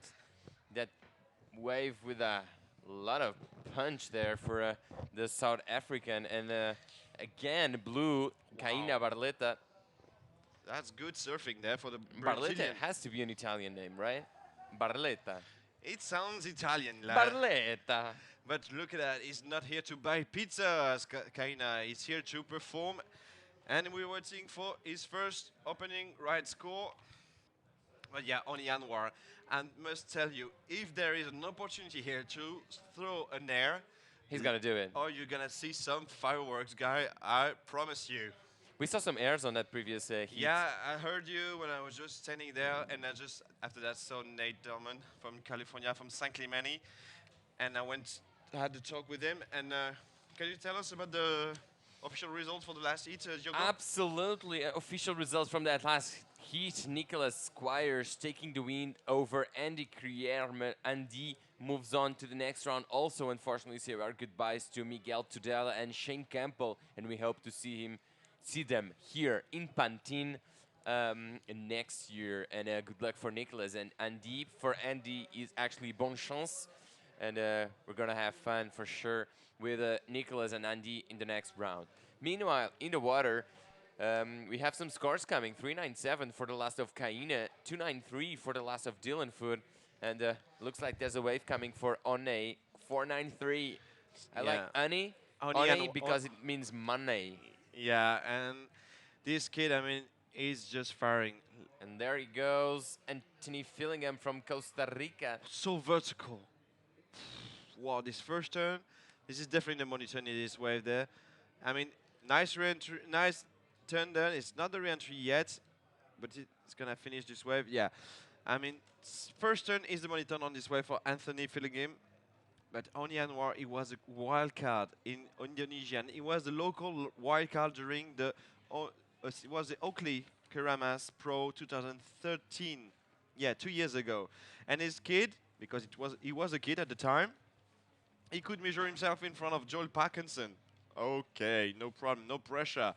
He never surfed against him in his life. And I mean, he did some really good impression in the round one. Actually, he passed the round one, as we see in, Benway. And here is Honi, the Indonesian firecracker. Oh, yeah. Look at that movement, that lightweight, and he's happy. Look at that, bam. And liking some funky songs right there. And this is Blue Up and Riding. Sorry to interrupt you, Chris, right there. No problem. This is Kaina Barletta. Yeah, And, and this is I feel like this is gonna be a tough hit. yeah, it's tough it indeed. And speaking of song, and I spoke to Uni, and he came directly from Indonesia to Europe. And during the 20 hours flight, he was only listening to music from Indonesia, Chinese music, and he practiced yoga in the plane. And that kid is a legend doing that. I mean, Lives in Australia right now, right? he lives in Australia, and he has really, because of his To improve on his English and probably surfing too. yeah, but he has some issue finding a visa to go to surf in the US. He wants to go there, and there's some visa problem and visa issues for the Indonesians to go to the US at the moment. So, if there are some officials listening to us today, please let this kid go surf some national break in America. Absolutely. One, meaning rhyming with money, and he's leading this heat. He's gonna qualify to the money round that comes afterwards. I believe the next one is already money round. Yes, it is, and this one is actually money round. And we're going to the interview in the beach with Ben Wade. All right, I'm here with the winner of our last heat, Nicholas Squires from, I guess, South Sydney? Yeah, Wollongong. Wollongong in Australia. All right, man. He put an amazing performance, really high scores right off that second wave. You were just motorboating through turns. You were throwing so much spray. We were doing the commentating up there. I was like, this guy is going to get a job with a jet ski company from the spray he's throwing. And so, yeah, how did you feel out there? I mean, we had really bad waves in the morning, and it just kind of shaped up basically in your heat. Yeah, I was just saying to my travel partner Jess just then that I think we got the pick of the heats. Like there was a couple out the back, and as soon as I saw the three other guys not go out the back, I just sort of had a little chuckle to myself. And you know, you could sit there and wait; you didn't have to hassle. But yeah, I think for me personally, I just love surfing, and if it's 1 foot and onshore, I'll go out and have a paddle and enjoy it. So you know, if it's 1 foot, you just got to go in there and have a crack. Yeah, that's such a huge thing, especially when the waves are like this. I saw a lot of guys are like, are they going to run it? And we don't really want to surf, you know, and you just got to go out there. I mean, you're on vacation basically. It is a job, but you're out here in this beautiful place, beautiful water, and even with the conditions, man, you got out there and you just attacked it. One question I did have is, you were getting so much drive and throwing so much spray, and I was wondering if you were using a little bit bigger fins today. No, I just run the one size fins. So on pretty much all of my boards are large AM2s. The AMs. So I'm 82 kilos, pretty stocky. So I need the biggest fin I can get. So yeah. Yeah, because we saw you go for one kind of backside reverse attempt, and it looked like the fins kind of held in. We didn't have enough size or enough drive off the bottom in not really any punchy ramps. So it looked like it get a little hung up, but in exactly the opposite manner. It gave you so much drive, and you just had perfect rhythm. That was amazing surfing. Yeah, thanks very much. Yeah, on that little air reverse, it was like I was out of rhythm. I didn't feel it, and I just went for it anyway. But bit of a play around. When you got a 9 and a 7, it's pretty hard to like still gauge everything. So yeah, just good to catch a few waves and feel the rhythm out. And you know, it's been a couple of long days sitting around and a few calls. And for me, this morning I was ready to go. Even though it was onshore and small, I was just like, let's just run it. You know, I'd rather run it and just get a winner, you know, at the end than everybody sitting there twiddling their thumbs all day. But yeah, good call this was. Yeah, cool. Well, that's excellent to hear. And we still have some improving conditions for these next, the heat in the water and this next one. And then you get to take a break, and we'll be seeing you tomorrow. And hopefully we get you in the water again tomorrow. Awesome. Thanks very much. All right. That was Nicholas Squires. We'll see you guys soon. And we have the GoPro Punch-Out team out here. We'll see you guys back in the booth. And here we are back. Boys. Thanks, Ben, and thanks, Nicholas Squire. And as you said just before, good luck for the next round. And what do we miss during this interview with the master Ben? Oh, yeah. Backside blowtail full rotation from Kaina Barletta. Oh la la la la. Isn't that French though? Oh la la. Oh yeah, you're saying that all the time. Oh la la. You say that all the time, like, I need to have some lunch. Ooh la la. That's it, right? Not in this condition. I mean, maybe guys in Paris. I don't know. I'm just kidding with you. No, let's watch the replays from the waves surfed during the interview. Apparently, there wasn't much action happening, but we did have this backside attempt from attempt and make from Kaina Barletta. Yeah, backside and reverse from Kaina. Really, really clean landing from the Brazilian Kaina Barletta, and just throw 2 maneuvers afterwards. That's gonna be a good score for the Brazilian Kaina Barata. He's already in the lead, so he might hit the three others with his backside air reverse. He's gonna extend that lead, don't you think? Don't you think? No, he's gonna extend his lead for sure. Look at that, it's coming through. 6.5 for first judge, 7.0 for the second. There's 5 judges. We're gonna just remove the best and the lower notes, and boom, mix the 3 others, and it's a 6.83 for the last of Kaina. 6.83. He's extending his lead, as you said. 13.0 total for Kaina Barata in blue. Second, Oni Anwar in red from Indonesia. And here it is. This is in blue. It was Kaina again. He's getting very busy. motivated. He's getting busy out here. Getting very busy. But look beware, at this businessman. But yeah, beware of Anthony. He's third, but he only needs a 5.59. And as from what we've seen the previous round, he can score some. He's well underway for that score on this wave. How vertical it goes on the re-entry. Oh man. And Dylan Lightfoot is a Safa legend. Yeah, absolutely. Let's watch the replay of that last one from Anthony Fillingham. That is probably going to get him that 5.59. I'm not sure, but I wouldn't be too surprised if it does get him that score. Unfortunately, Costa Rican. Yep. Here is the last of... Oh no, this is live from Dylan Lightfoot. Oh no, it's Kaina again. Wow. Keeping really busy out here. It's really hard to figure out who's blue and who's white on our screen right now because of all the sunset. Because of the sunset light, exactly. But this is Kaina, and Kaina is very, very motivated to do something interesting right here, where he has no priority. He doesn't need it. He has the best 2 top scores of the 8 so far, 6.17 and 6.83. Last off white just dropped, Diogo. Look at that. It's a 5.33 on the last of Anthony Fillingham from Costa Rica. Arsenal lines, I'm approaching. It's firing out there. I just wanted to go to serve now. Call it off. I want to go to serve. That wouldn't be such of a bad idea. Priority now with white. Dylan Lightfoot. I mean, this is probably the surfer we have most heard of in this heat. But Kaina, Oni, and Anthony don't care for street cred. Oh they no! Just want to make some hits and looking for taking that win over Dylan and everyone else really. And up and riding is no one, but we have a paddle. No, we don't. No, but I think priority will change. No, it was Kaina who tried to paddle in this one. So first priority is still with Dylan Lightfoot from South Africa. The Safa boy, Dylan, is in white, Second priority is red for Oni Anwar. Third priority, yellow for Anthony Fillingham from Costa Rica. And obviously fourth for Kaina Barletta do Brazil in blue. 15 minutes, we're halfway through this heat. Yeah, through this heat. I was watching. I thought it was some paddling started, but no. There are some sets coming in all the time now. But I was talking with Nate. I said, just look at the front rocks on the right. These are creating the Factoria de la Ola. In the aces, Oni Anwar going vertical on the second turn.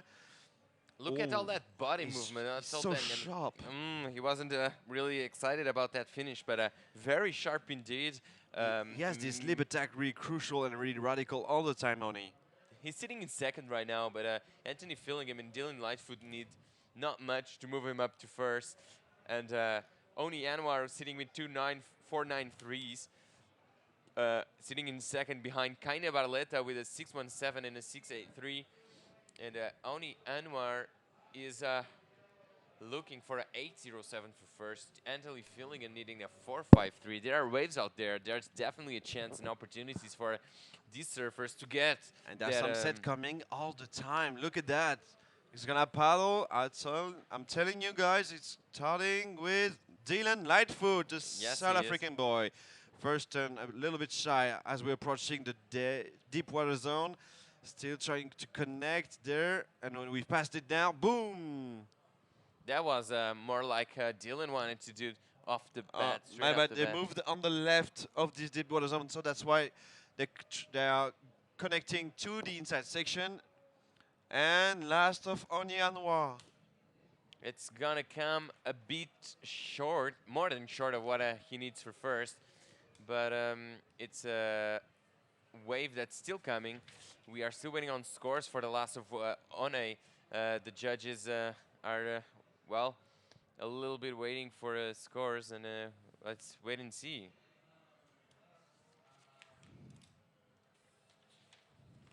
And what a handy camera stabilizer we have. Oh yeah. Right in front of us. Was that made with a skateboard? It was made of a Skateboard wheel, huh? Yeah. All the crew from the Pantin Classic getting images from pretty much every angle, every thing that goes backstage. It's gonna be on a beautiful setup movie. It's gonna be amazing. So stay tuned for that. And but it's gonna be on the internet all over the place. All over the freaking place. And we keep on waiting. 12 minutes and 30 seconds to go, and there are scores yet to come. Mostly for Annie. Annie's gonna have something around the money zone, going on his previous wave. It has to be his best one so far. Still waiting, still waiting. It's gonna be his best one, best wave for sure. 12 minutes, 15 seconds remaining in the heat number 7. We're gonna just run one heat after this one, and we'll be. Wow, what an accomplishment by Ani Anwar. He did 3 waves with the same score, 4.93. And this is the replay of the last one from Dylan Lightfoot. A bit flat on that first one, but a lot of water coming. Dylan is a heavy boy, but he can get some water moving, and a great surfing done by this young man from South Africa. I actually saw him surf some time ago. And this is the replay for the last of Onyan was spraying a lot of water behind. Not happy with that. I was just going to say that. I saw Dylan Lightfoot. I think he surfed Jeffrey Bay last year, I believe. The J-Bay Open. Dylan, yeah. And I think he's a really good surfer, really sharp, really fast. I love how all the South Africans really... most of our South Africans are really on point with what's going on in Jeffreys Bay. I love the fact that when they're moving to Europe, they're like a threat, and they are never leaving the... they're not splitting in the hotels. Oh, this is Eduardo Fernandes on your from screen, Portugal. Eduardo Fernandes and Carol Henrique, Portuguese team right there. Yeah, we had a coffee. He was pretty anxious to be matching up with Joan Duru. Joan Duru, that's going to be a tough match. Yes. Former European champion. That's what it is. Plus, there is another Spanish surfer in this last heat of the day. Rodriguez. And Jake Davis from California. Jake surfed a very good heat yesterday against Kaina Barletta, Lucas Diaz, and Matthew McGillivray. So you know what? We just took a coffee, shared some words. I wish him good heat and good luck. And I said to him, I know you have to focus. I know it works. This is not my first event, so go away. If they, okay, thank you very much. We shook hands and say, you, and repeat up, bro, and that's it. Now he's focused with music on his ears. No eye contact with anybody, just jersey on, super focused on the spot, looking at every movement, every changement of situation and orientation for the guys on the spot to see the best option. And all of them want the best bombs as Nicolas Coyer grabbed the heat before. It was just 20 minutes before, and yeah, I think the judges are waiting for the same scores and from the same bomb to come. Here he is leaving to the contest area. As you see the free surfer on the back of your screen, and this is where I told Nate Dorman to have fun. Yeah, if our crew could show us that beautiful backdrop with all the free surfers, that was an amazing angle. We could really show how deep and how large this bay goes, because you can pretty much show everything that happens. You have this main peak where they're surfing more on the middle part of the beach, and then you have like for the left side, which is more to the west side of in the map. It's where our free surfers actually are, which is close to a little pueblo named Marnella, very close to a camping site also, and a beautiful, beautiful place to camp. Marnella. And look at the last of Dylan. Dylan just scored a 4:07 on his last ride. Was it? He's still fourth, and he still needs a 5.59. 8 minutes, 50 seconds remaining here, and guys are to do everything they can to pass one or first, but Kaina Barletta in blue has kind of locked the first place now. So Honey Anwar, because he's second, is under pressure. Anthony Fillingham, we've been surfing the whole event, is reaping on his backhand. And so is Dylan Lightfoot. So beware, Honey, you are not safe in second place.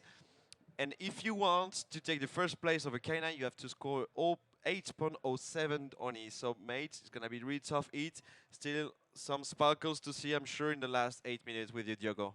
Absolutely, absolutely. And let's see what comes for all these four surfers, just like you were saying, Chris. But for now, it seems like Kaina Barletta is running away with that win. I love when you say he's in the driver's seat, man. He's almost there, almost there. But he's going. 8 minutes. Let's see who's in position for this one left. He's the one with the two top scores of the heat so far, 6.17 and 6.83. Just after him, there's Anthony Fillingham with a 5.33, and that's it, man. After one was for backside there, and the other one was for a beautiful backside turns combination. And there's some lines coming in, I think, from the end of the bay. Yeah, a couple lines. Let's see if they hit the bank where our surfers are. And they're right here in front of our screens. They are really, really eager to find some better and good waves. And see, I think it's Dylan, who is totally on the left. And let's wait for scores, huh? Yep. Are there scores coming? Not at the moment. We're under the 7 last minutes priority with Anthony. That's the Beach Marshall heat sheet. They are just looking to the right surfer to have the right jersey on, because if we made a mistake, ooh, bad time. Yeah, absolutely. And look Red at card. Anwar, just keeping those arms moving, just keeping himself warm. Also, on his left, Anthony Fillingham, just keeping that. Look at that on the inside section. Who is that? That's Anthony Fillingham right there surfing. Nope, that's actually Dylan Lightfoot. You were right. And there goes Mr. Lightfoot, showing that lightfootness in his. He had fourth priority, so he knew he had to stay in the inside section to grab a wave under the other's priority. So and he was happy with it. Look at that body language. He was like, yeah. Go right on, brother. Right on, mate. Absolutely. No, it's not mate. It's brew. Because he's from South Africa. Yeah. So it's like, brew. Right on, brew. Yeah. Right on, brew. You know, have you been to Safa? It looked like it. No, I have never been. But I know it's brew. For fact. That I know. And look at that. Dylan Lightfoot just showing some good surfing on his front side. And now on his backhand, that's Anthony Fillingham from Costa Rica. Ooh, sharp and aggressive surfing there from Anthony Fillingham, fellow representative of the Costa Ricans here. He's so happy to look at that. That's Kaina Barletta again. Again on his 7th wave, Kaina. Kaina is gonna do another interesting score. To the shore. Bam! Again. Yeah, that was a long one. I'm looking out the window and I don't even see where he is right now. That's kind of problematic for the judges to see all the surfers to the shore. Who are going to the shore? Well, luckily enough to go to the shore. Yeah, if they're lucky enough to go to the shore, they are watching the full replay. That's why we might go to in a few seconds with Kaina Barletta. 5 minutes. Oh, yeah. The heat. You're right. This one ran away fast. It runs away fast when you're having fun. That's what we say in Portugal. Yeah, I'm kind of concerned about Oni Anwar. I mean, 3 same score. He just got the 3 same score with 4.83. Look at him. 9.3, sorry. Look at him, yeah. And he just told me last time we spoke that he has this ability to empty his head like this now. He's so used to yoga since he's a little kid. He knows how to handle the pressure, but he admitted when he was a wild card in Kerama back in 2013, he couldn't empty his head. So I'm hoping he's not falling into the pressure zone, and let's see what he can do to maintain the 2nd place. Ooh, we're still waiting on scores for the last of white, huh? And last of yellow, Anthony on his backhand. 5.33 moves him up to 3rd place. Dylan now 4th, needing a 5.59. We're waiting on scores for the last of Dylan. I'm not sure it's going to be that 5.59 that he needs, but I'm sure that Anthony Fillingham is gonna pretty much enter panic mode to find that 4-5-3 that he so desperately needs. And there he goes. The wave looks good from the start. Let's watch his first turn. He had nice fourth turn, priority. some water there. And again, fourth priority and doing some nice turns, looking for that 4-5-3 actually. He's still going, looking for that end section, and boom, there he is. What and a he's mistake! happy with it. What a mistake from Oni Anwar to let Anthony, who had fourth priority. Oh, and Dylan Lightfoot just jumped for second with his last wave of 5.6, and now Anthony in need of a 4.55 with this last wave. You at home, surf fan, just tell us what you think. You reckon this is gonna be 4.55? What do you think, Chris? It's gonna be very close, huh? Yeah, very close. Since Anthony just ride on his rail the whole time through some really critical and vertical maneuvers in combo. I mean, we saw 2 maneuvers in combo with no breaks at all. It just was fantastic surfing from Anthony Finningham. In his fourth, actually, as you can see on your screen, but it will not keep that way. I think I'm not a judge again, and they can't hear us with Jogo or with Ben when we are here together, or when Jogo and Ben are together. But still, I do think it's gonna better a 5.33 and plays his 5.33 as a backup. I mean, so sharp. I'm not a judge again. I might be mistaken, but you wow. think it might be it, But right? I do think it was a crucial mistake from Oni Anwar to let him go. He was there. He has priority on it. He had fourth priority, and he still got that wave. It's coming as a 4.55. That's what he needs, and it's coming well above that in the high fives range. Here he comes. Here he comes. Oh, it's 5.3, changing the situation, and Yellow jumped to the second place. And now Dylan Lightfoot needing a 5.03 with 2 minutes remaining, 1:40 on the clock. Let's see what's going to happen. 5.73 for the last of Yellow. And there's another score coming. And another Or one's is it coming. a mistake? Yeah, it was a mistake. It was a mistake, yeah. 5.37. We were Little right, typo Yogo. He just put his 5.33 as a backup. Just a little bit more. Last of Blue, 4.87 for Kaina Barletta. But now Oni Anwar just moved from second to fourth. That's a bummer for Oni with only 70 seconds remaining. It's at number 7 here. WQS 1500. This is going to be really tough for the Indonesian. He has to throw a 6.13 at least. Oni Anwar. He has priority, but he only has 50 tiny seconds into this heat to Very perform. tiny seconds. And I didn't saw any airs from Oni. That's kind of weird, though. Yeah, it is. Oh, But, there's some line. There's there some were lines no approaching. sections for him. There's some lines approaching. It is the same for them. Oh. It's time to move to the left, boys. Some lines are approaching. And we are reaching the final seconds of this heat, and it looks like there's not much coming right now. Those LEDs, I don't think are gonna make. Oh yeah, they are. You're right, Chris. They're gonna make it in time. First priority is with Go Ani for it, Anwar. Oni. Go for it. He really. He's got too late. He got didn't saw it. distracted. He didn't. He got distracted right there. He didn't could see not this one he coming. has priority. Take it. Take it. Yeah. And he's up and riding. Let's see what is gonna happen. First Looking turn. for that. Ooh. It's over. Is he gonna make it around that section? Decides to change directions. And horn sounds. He needed a 6.13. I don't think he's gonna get it. Bummer for the Indonesian star, Oni Anwar.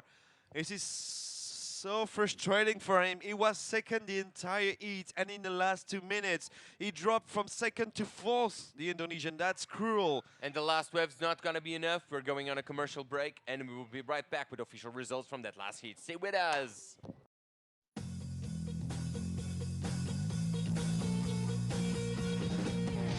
Quiero salir, quiero llegar, quiero probar, quiero estar fuera y quiero entrar.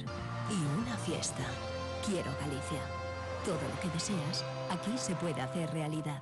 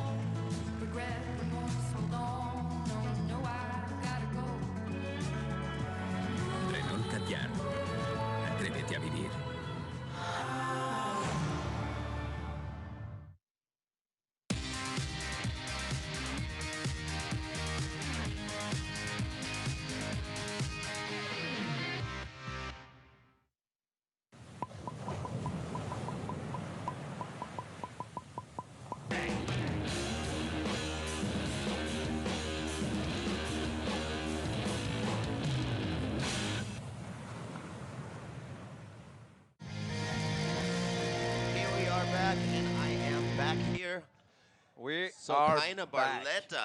with Mr. Legendary Ben Way. Kaina Barletta taking the heat with 13 points. Anthony Fillingham, 11.06.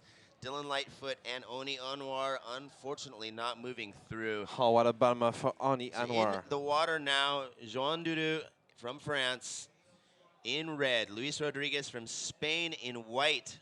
Jake Davis from USA in yellow, and Eduardo Fernandez in blue. So we have some opening scores here. Eduardo Fernandez, 2.17.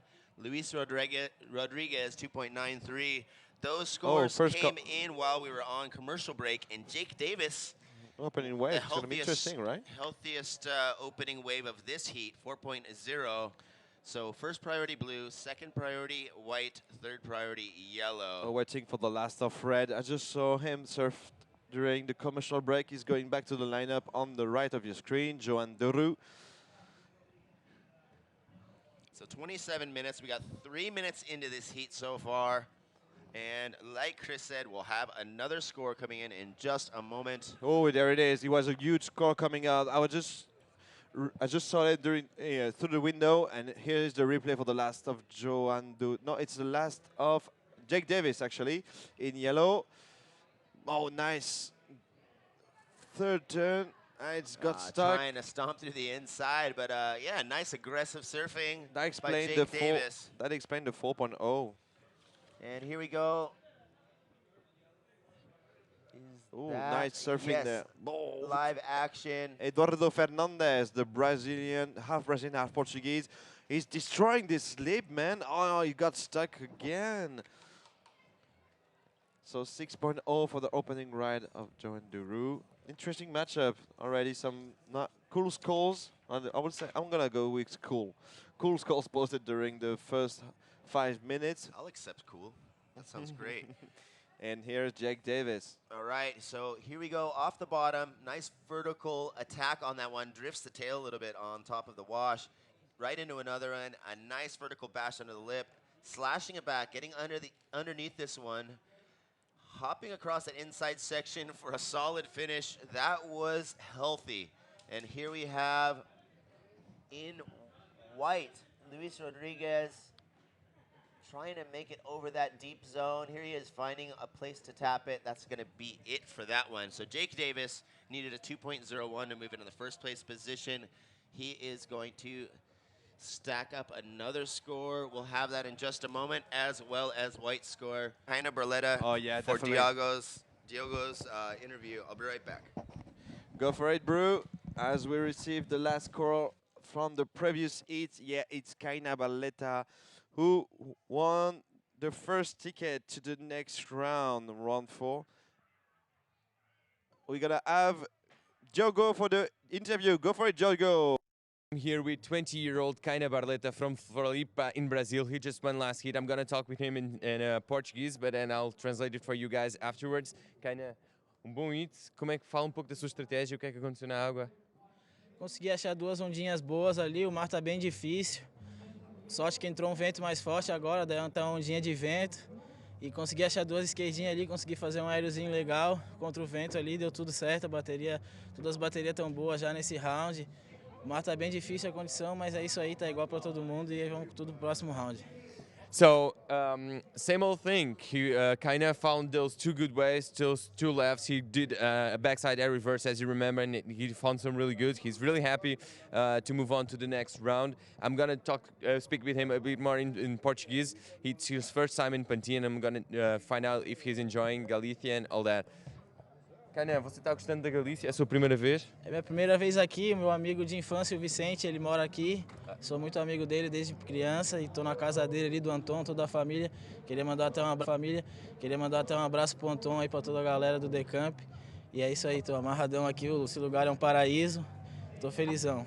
Boa. Então, Kaina, just telling us, which we didn't know, Kaina is really good friend with Vicente Romero. He's staying at Vicente's house, and I use this chance to thank Romero's family for all the help it's giving him, and he's really happy to be here, and